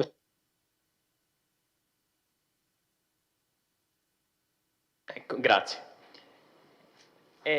Sì, francamente anch'io sono un po' stupito, come lo è il collega Tonon, nel sentire che fin da subito viene evocata la Corte dei Conti. Mi spiace in realtà una cosa, mi permetta, consigliera Caldardi, di dirlo, però mi è spiaciuto il fatto che lei si sia rivolta in modo particolare a noi giovani. I nuovi? Ecco, i nuovi, grazie. Allora, cortesemente rivolgiamoci all'intero Consiglio Comunale senza fare necessariamente dei distinguo. Posso assicurare che per quanto riguarda il ruolo di consigliere comunale, anche a noi nuovi è chiaro. Evidentemente c'è chi ha più esperienza di chi il ruolo non ha mai svolto. Ma che cosa comporta fare il consigliere comunale lo sappiamo e cercheremo di fare del nostro meglio a farlo bene. Mi pareva di aver capito bene prima dal dottore Sarri, che è il dirigente responsabile, che non è compito del Consiglio Comunale declinare le varie voci. Il compito del Consiglio Comunale è la programmazione. Mi corregga, dottor Sarri, se sbaglio, cerco di dire quello che ho capito. La declinazione dei singoli è di competenza della Giunta Comunale, che è un organo diverso rispetto al Consiglio Comunale. Il Consiglio Comunale dà gli indirizzi, che poi vengono declinati. Spero di aver capito correttamente. A supporto della delibera abbiamo un parere di regolarità tecnica favorevole, un parere favorevole di regolarità contabile, il parere favorevole del Collegio dei Revisori dei Conti. Francamente, se ho il parere favorevole di professionisti, credo anche di poter stare tranquillo. Grazie.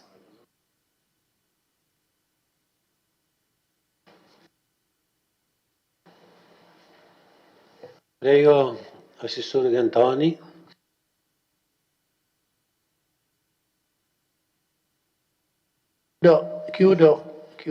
Chiudo questa vicenda dei 10.000 euro, appunto, precisando in via definitiva che alla missione 11, programma 1, è previsto uno stanziamento di 10.000 euro per sistema protezione civile. Questo è quello che decide il Consiglio Comunale, sarà poi la Giunta a declinare, come ha detto il consigliere Bassetto, a declinare questi 10.000 euro in eventuali interventi da fare con un regolamento, con una delibera, nei modi che la Giunta riterrà e che ritiene di poter fare in forma legittima. Mi sono dimenticato prima di rispondere alla consigliere Oliana. Sì, l'apertura del museo, sì, il festival da Ponte, non ricordo bene come si chiama, comunque è quel festival che fanno adesso a settembre, no? Per celebrare anche il da Ponte. Ma i soldi per fare questo dove sono? Nel senso che sono, come ha detto lei, iniziative che erano partite già prima, no? Quelle per il Festival da Ponte. Però i soldi non sono stati messi in bilancio, non ci sono soldi per fare questo tipo di attività. Perché non sono stati previsti in bilancio. E quindi è un problema adesso. Scusatemi, dai. Scusate che finiamo. Questi soldi nel bilancio non ci sono. Abbiamo messo qualcosa per attività culturali, mi sembra 10 o 15.000 euro, ma siamo limitati dai problemi che ha sottolineato anche il consigliere ex assessore Posocco, con le spese correnti che sono limitatissime. Quindi la situazione è va bene, li sentiremo, hanno chiesto pochissimi giorni fa di parlare con noi e l'appuntamento mi sembra addirittura per domani, però partiamo dicendo che i soldi non ci sono, o forse ci sono 10.000 euro per attività culturali da qui a dicembre. I soldi io non li invento e sono, come dire, confortato anche da quanto diceva prima il consigliere Posocco. Mi è sembrato di capire da quello che ha detto il consigliere Caldart prima, della consigliera Caldart prima, che c'è stato un blocco dei concorsi, non c'è stato nessun blocco dei concorsi. Mi dica quali sono? Ma no, non è bloccato, no, è esaurito. Ma chi è che l'ha fatto partire, che non l'ha fatto partire? Mi scusi, io? No, mi sembra, io sono qui da 23 giorni e non ho parlato con la responsabile, né con la dirigente, né con la responsabile dell'ufficio personale di blocco del concorso. No, perché se dice una cosa, no, scusi, perché ci siamo sempre parlati, francamente, adesso non c'è, però domani per favore se può venire in ufficio e mi dica chi ha bloccato il concorso dei vigili. No, perché appunto, e poi le chiedo se sbaglio io, il prossimo consiglio dirò che ho sbagliato, se sbaglia lei però la prego di venirlo a dire nel prossimo consiglio comunale. Per quanto riguarda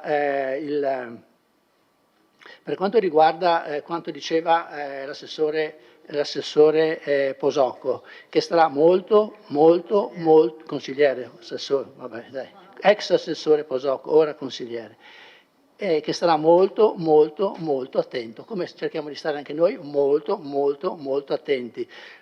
Forse non siete stati così attenti, però se mi dice che sono state acquistate delle panchine nel 2023, che noi non c'eravamo, cioè se sono state acquistate è un debito fuori bilancio che avete fatto voi però, sì, sia chiaro, sì, però forse questa cosa poteva anche essere indicata da qualche parte, visto che non è, nelle consegne che ci sono state date di questa cosa non si è mai parlato. Allora, noi cercheremo di stare attenti sicuramente alle cose che facciamo, però lanciare queste, non sono minacce, perché so che non sono minacce, ma queste mezze, diciamo così, pesanti, diciamo, come l'hai chiamato? Allusioni, perfetto. Queste allusioni non sono tanto, diciamo, non le accetto così volentieri, mi dispiace che le abbia fatte, insomma. Se ci sono dei problemi ditecelo e li affrontiamo. Per fortuna, come ho detto, in 23 giorni spero di non aver fatto debiti fuori bilancio. Se ce ne sono da prima, li tiriamo fuori e seguiranno la procedura che deve seguire. Mi fa specie che lo sollevi solo adesso e che non l'abbia sollevato nei primi 5 mesi di amministrazione. Prego? La variazione non parla specificatamente di panchine. Va bene, ma però le panchine sono state comprate quando c'era lei, non quando ci siamo noi. Ok, perché, ecco, poi non ho capito questo discorso dei fiori di Cozzuolo, che è come questi fiori che la no, ho capito fiori per Cozzuolo, non so chi doveva comprarli, né come mai sono venuti a chiederli in comune, comunque... Sì, non facciamo botta e risposta, per favore. Concluda l'intervento, Assessore. Ho finito. Grazie. Do la parola alla consigliera Uliana. Grazie solo per chiarezza. È evidente che i soldi per l'apertura dei musei in quell'orario non c'erano, perché abbiamo sempre creduto che questo non fosse una cosa da fare. Quindi noi, era da parte vostra che arrivava la sollecitazione continua e ripetuta, ripeto, in particolare dall'allora consigliere De Bastiani, ad aprire i musei con tanto di fotografie più o meno realistiche di turisti fermi davanti al Museo del Cenedese che guardavano all'interno desiderosi di entrare con le porte chiuse. Allora, se questo voi ritenete sia un problema, e sia un problema legato particolarmente al periodo estivo, questo è quello che veniva evidenziato, ora siamo in estate, siete voi ad amministrare e siete voi che dovete andare a reperire i fondi per poter aprire di più i musei. Questa è la prima cosa. La seconda cosa, lei mi chiede i soldi per il Festival da Pontiano. Evidentemente non sa di che cosa stiamo parlando e mi dispiace che non sia qui presente questa sera, visto che si sarebbe dovuto insediare questa sera il nuovo assessore alla cultura, che spero si prenderà carico del problema e vedrà e cercherà di risolverlo.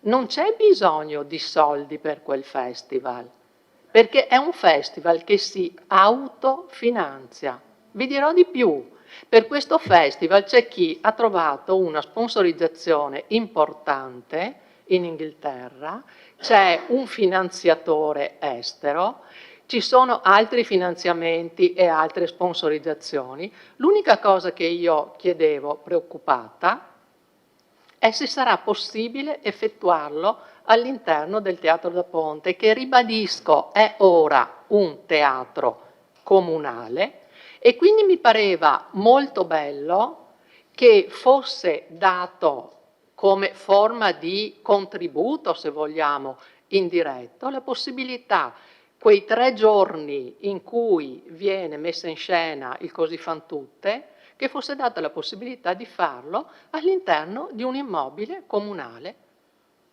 Tutto qua. Grazie.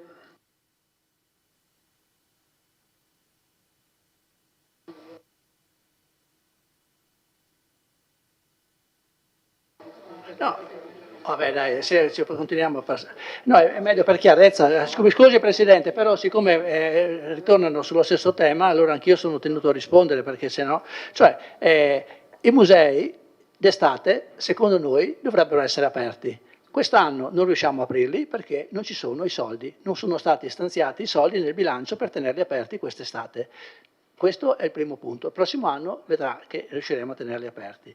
Secondo punto, non chiedono contributi. Non so se non chiedono contributi, comunque verranno domani a chiedere, perché si sono fatti vivi poco meno di 5 giorni fa. Per quanto riguarda il Teatro da Ponte, nel bilancio di quest'anno c'erano le risorse per la gestione tecnica del teatro fino al 30 giugno 2024. Poi dal settembre sono previsti 4 mesi, c'è la copertura per una volta che viene fatto il bando. Il bando sta per uscire, ho qualche dubbio che venga completato l'iter per l'approvazione, quindi per l'assegnazione della gestione del teatro. C'è questa fase che è un po' delicata, quindi il tema è tutto lì. Lei sa bene quanto costa ogni giorno di apertura del teatro con la vecchia convenzione, penso che lo sappia, quindi comunque sono risorse da mettere, perché non è che il teatro resti aperto grazie alla cooperativa che prima lo gestiva, resta aperto se paghiamo. Per i primi 6 mesi sono stati spesi 28.600 euro circa, quindi se per per circa 5.000 euro al mese solo per le spese, diciamo, di gestione tecnica, oltre a tutte le altre spese. Quindi un'idea, diciamo, deve farsela, sì, se l'è fatta anche lei sicuramente, perché tutte queste cose poi alla fine costano. Quindi adesso domani sentiremo cosa hanno da dirci, che cosa chiedono esattamente, e in relazione a questo troveremo una soluzione. Beh, insomma, siamo certi che sia una manifestazione importante. Finora non si sono fatti vivi, adesso tanto bene, siamo riusciti a parlare con loro e vediamo se si può trovare una soluzione.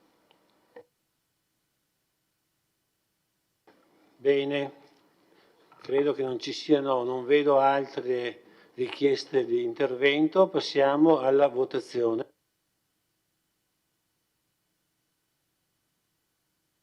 Prego, dichiarazione di voto.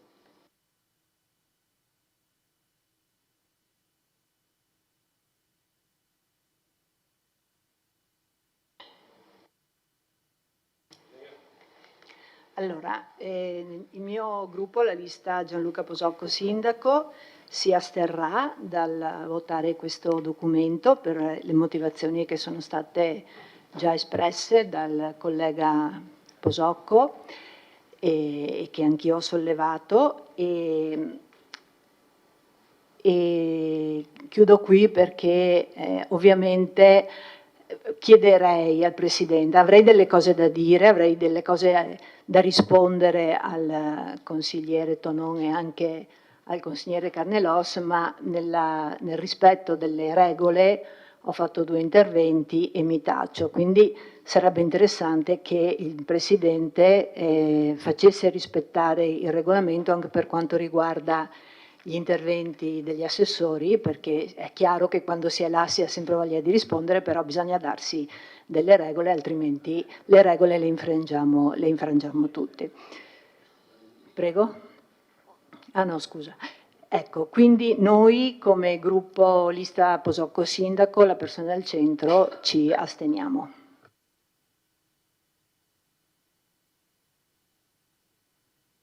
Se non ci sono altre dichiarazioni di voto. Grazie Presidente.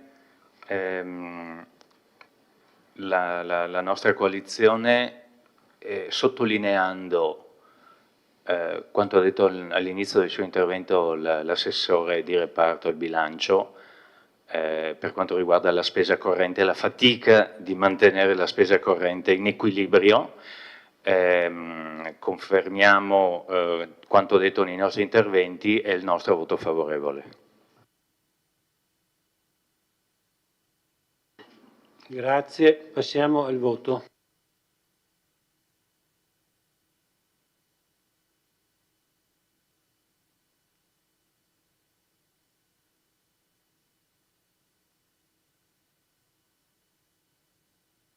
Prego, votate.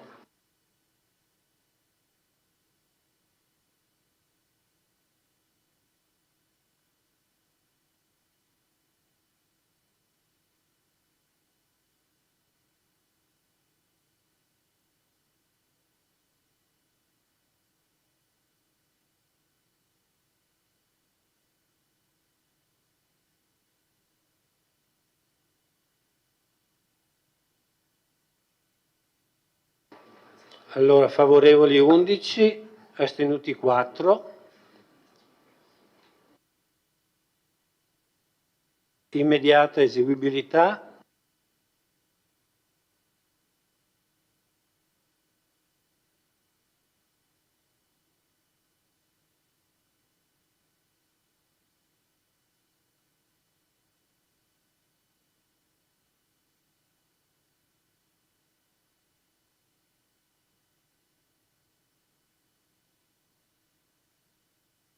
Allora, favorevoli 11, astenuti 4.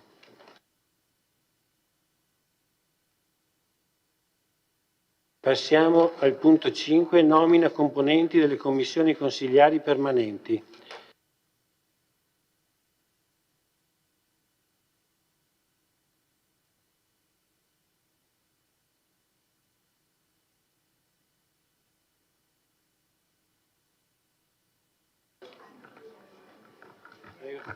Buonasera a tutti, grazie Presidente. Sono state citate prima le commissioni consigliari permanenti, a beneficio di chi ci ascolta da casa. Ricordo che il nostro regolamento sull'organizzazione e il funzionamento del Consiglio Comunale e le commissioni consigliari prevede la presenza di 3 commissioni. La prima, affari istituzionali, attività culturali, turistiche, sportive e informatizzazione. La seconda, territorio, sviluppo economico e polizia urbana, e la terza, finanza e patrimonio e società partecipate. La nomina dei componenti delle singole commissioni avviene su designazione dei capigruppo con voto palese e a maggioranza. Poi spetterà al Presidente del Consiglio Comunale entro 20 giorni convocare la prima seduta delle commissioni perché avvenga la nomina dei presidenti e dei vicepresidenti.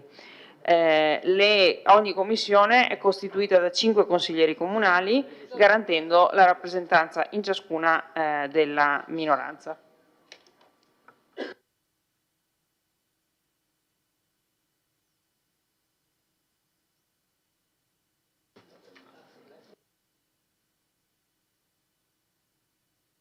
Sì, adesso i capigruppo devono indicare i componenti, 3 per la maggioranza e 2 per la minoranza.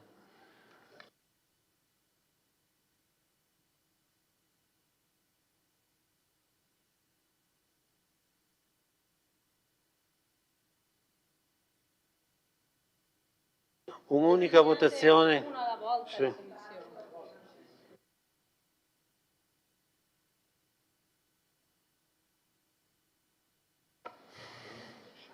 Comunico. Prego, consigliere. Grazie. Allora, comunico i nomi proposti dalla maggioranza. Prima commissione, Giulia Bortolotto, Irene Cutifani, Lorenzo Errante.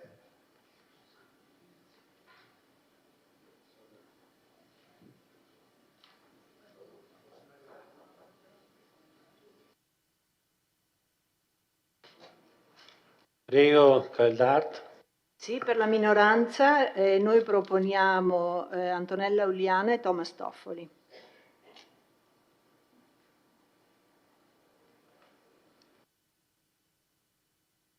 Bene, passiamo alla seconda commissione, territorio e sviluppo economico, polizia urbana.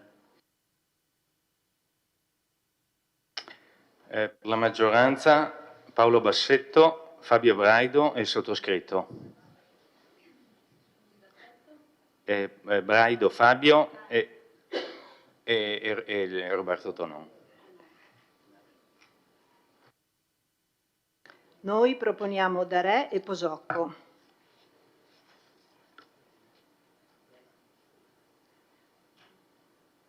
Grazie. Allora, la terza commissione, finanze, patrimonio, società partecipate.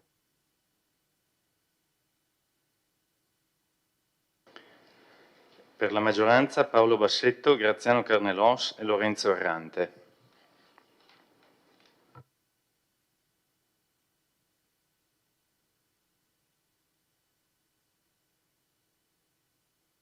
Per la minoranza Posocco e Caldart.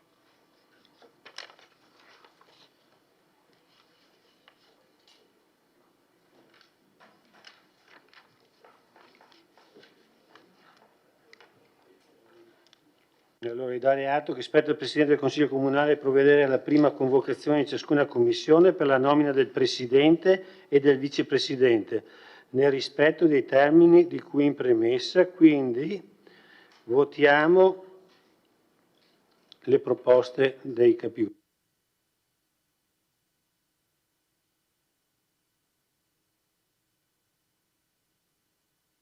Apro la votazione.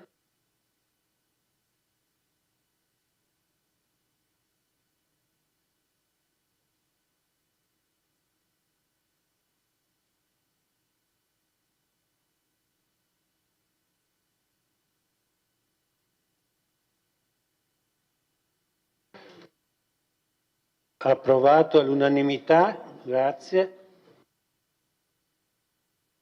Adesso votiamo l'immediata eseguibilità.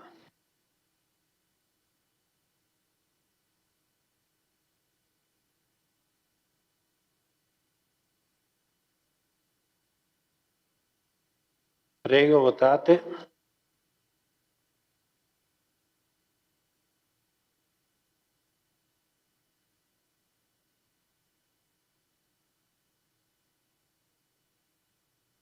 Favorevoli 15, unanimità. Grazie. Passiamo al punto successivo. Punto 6.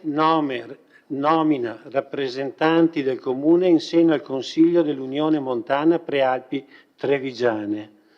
Qui mi sembra, vado a memoria, ci sono il sindaco che è basso.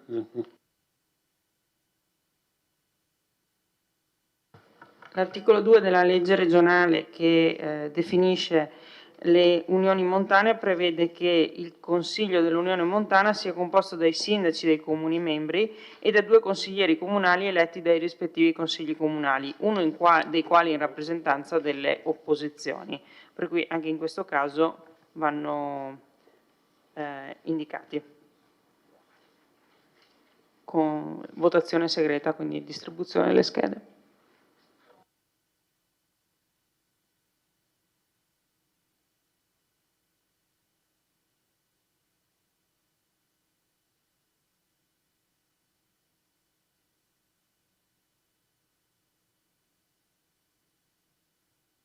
Grazie, è un piccolo intervento per ricordare a tutti noi consiglieri quanto sia importante questa votazione, perché andiamo a indicare i consiglieri che assieme al sindaco rappresenteranno il comune nell'Unione Montana, che era composta da 9 membri 5 anni fa, poi si sono aggiunti di nuovo Valdobbiadene e Segusino.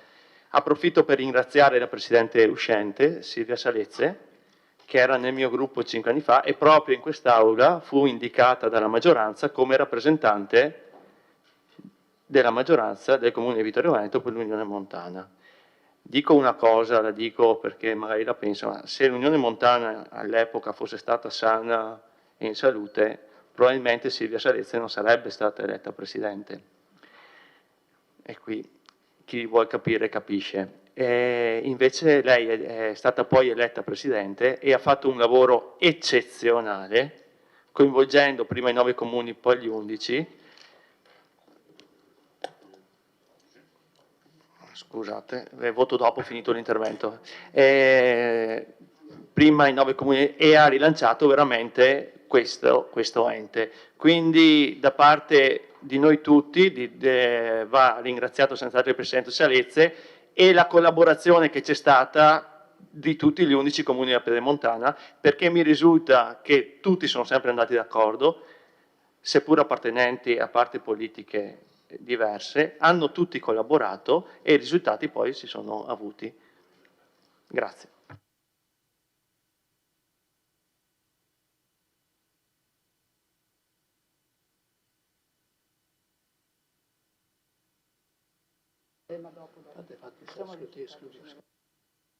Allora, adesso chiamiamo gli scrutatori per lo spoglio, giusto? Posocco, Bortolotto e Cutifani.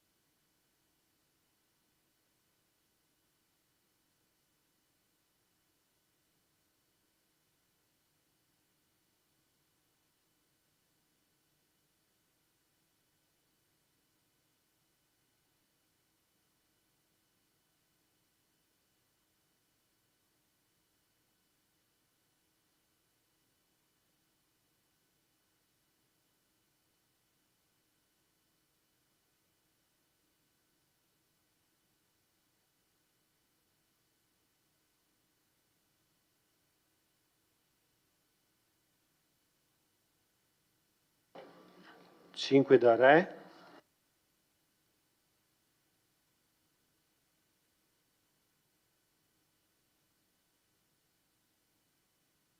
Dieci Carnelos, 15, quindi hanno votato tutti. A posto.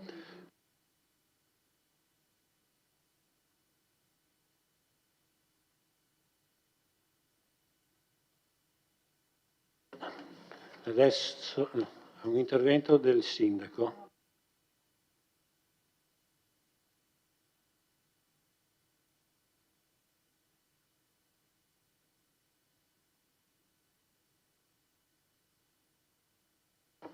Volevo rinnovare i ringraziamenti a Silvia Salezze per la presidenza che ha avuto all'Unione Montana, come avevo già fatto anche precedentemente, e ribadire la questione dell'importanza dell'Unione Montana anche in questo momento di passaggio storico, anche perché mi sembra ci siano anche dei finanziamenti che stanno arrivando dalla Regione Veneto. E volevo anche ricordare però che non è più possibile che la presidenza sia assunta da un consigliere delegato, rappresentante, ma bensì da un sindaco. Quindi questo magari sarà oggetto di valutazione rispetto alla componente. Ecco. È la Regione Veneto. Sì, esatto. Ecco, grazie.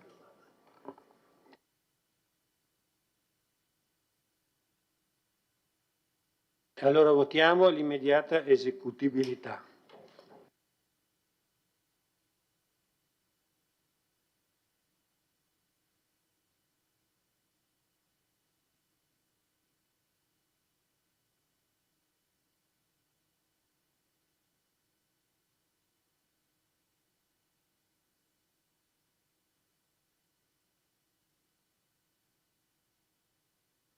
Favorevoli 15, unanimità.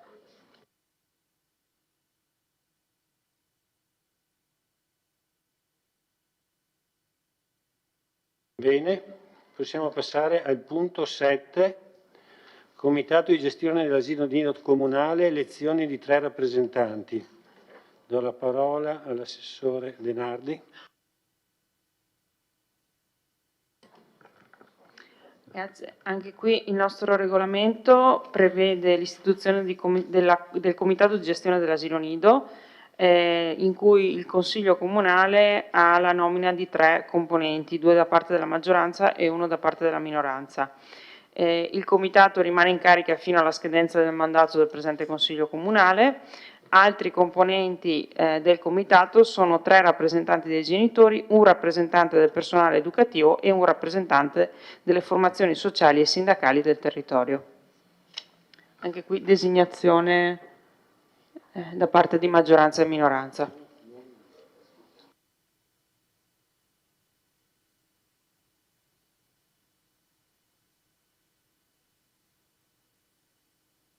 Prego, Tonon.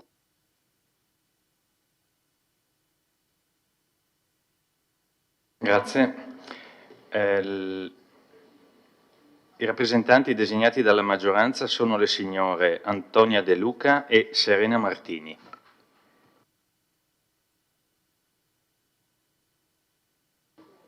Prego, Caldar. Sì, per quanto riguarda la minoranza, noi proponiamo Valentina Marin, vi do la data di nascita, in caso ci siano delle omonimie, 7982.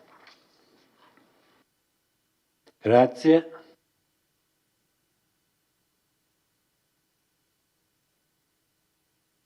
Non credo che ci sia.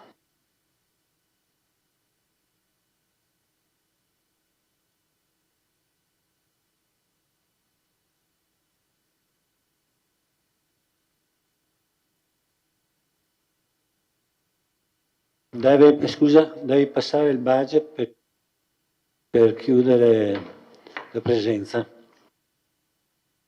Basta schiacciare. Ascolta Marco dietro.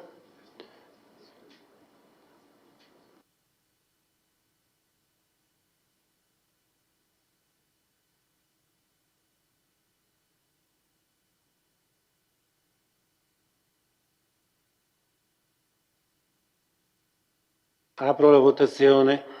Prego.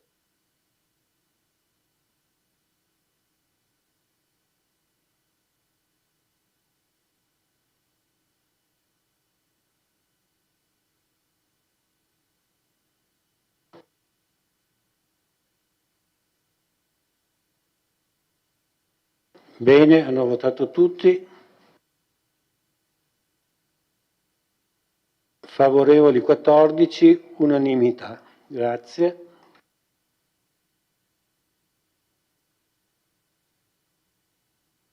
Immediata eseguibilità. Ripetiamo il voto.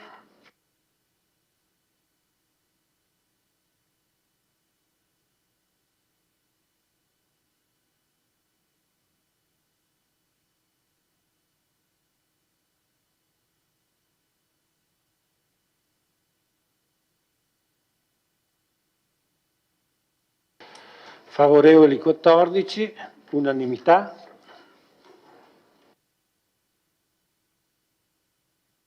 Possiamo passare all'8º e ultimo punto dell'ordine del giorno. Può rientrare.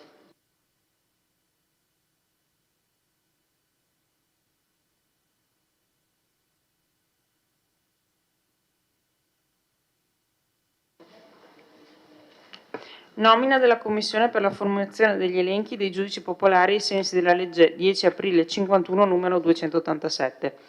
Sappiamo che in Italia non esiste la giuria popolare dei pari come succede nei regimi di common law, ma la presenza di giudici non togati è presente nelle corti d'assise e nelle corti d'assise d'appello in sede penale per alcuni tipi di reato. Vi è quindi la necessità di individuare da parte di ogni comune l'elenco dei cittadini che hanno i requisiti per partecipare, per essere inseriti in questi elenchi e quindi poi poter partecipare di questa funzione pubblica. In questo caso i componenti, oltre al sindaco, sono 2 consiglieri, uno di maggioranza e uno di minoranza, presumibilmente, e sono designati con voto a scrutinio segreto, non partecipa il sindaco allo scrutinio.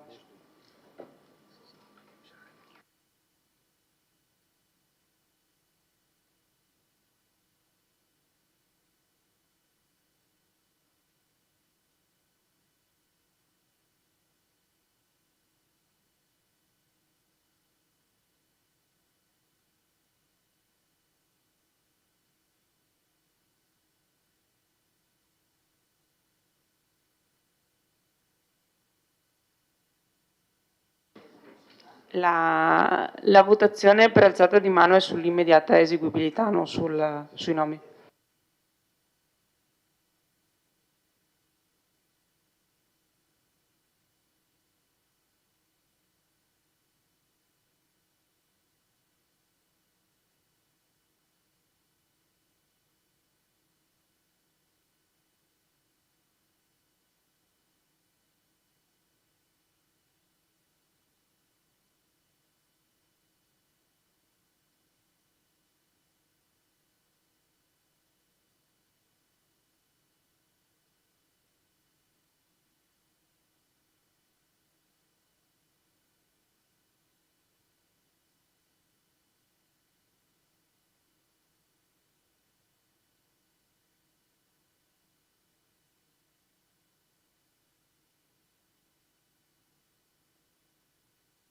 Prego, scrutatori.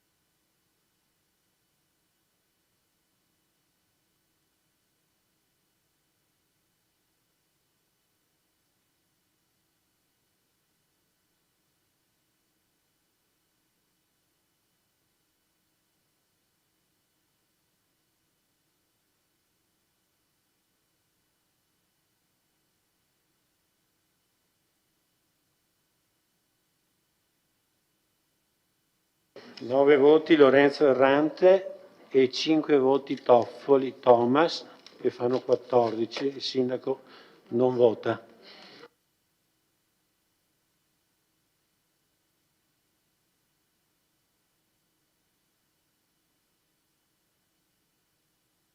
Adesso votiamo l'immediata eseguibilità, però il sindaco deve uscire. Io ho 15 votanti, giusto Marco?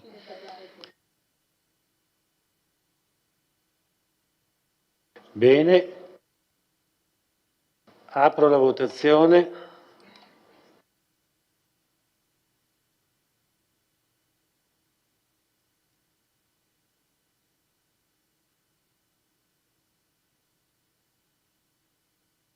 Bene, 14, unanimità.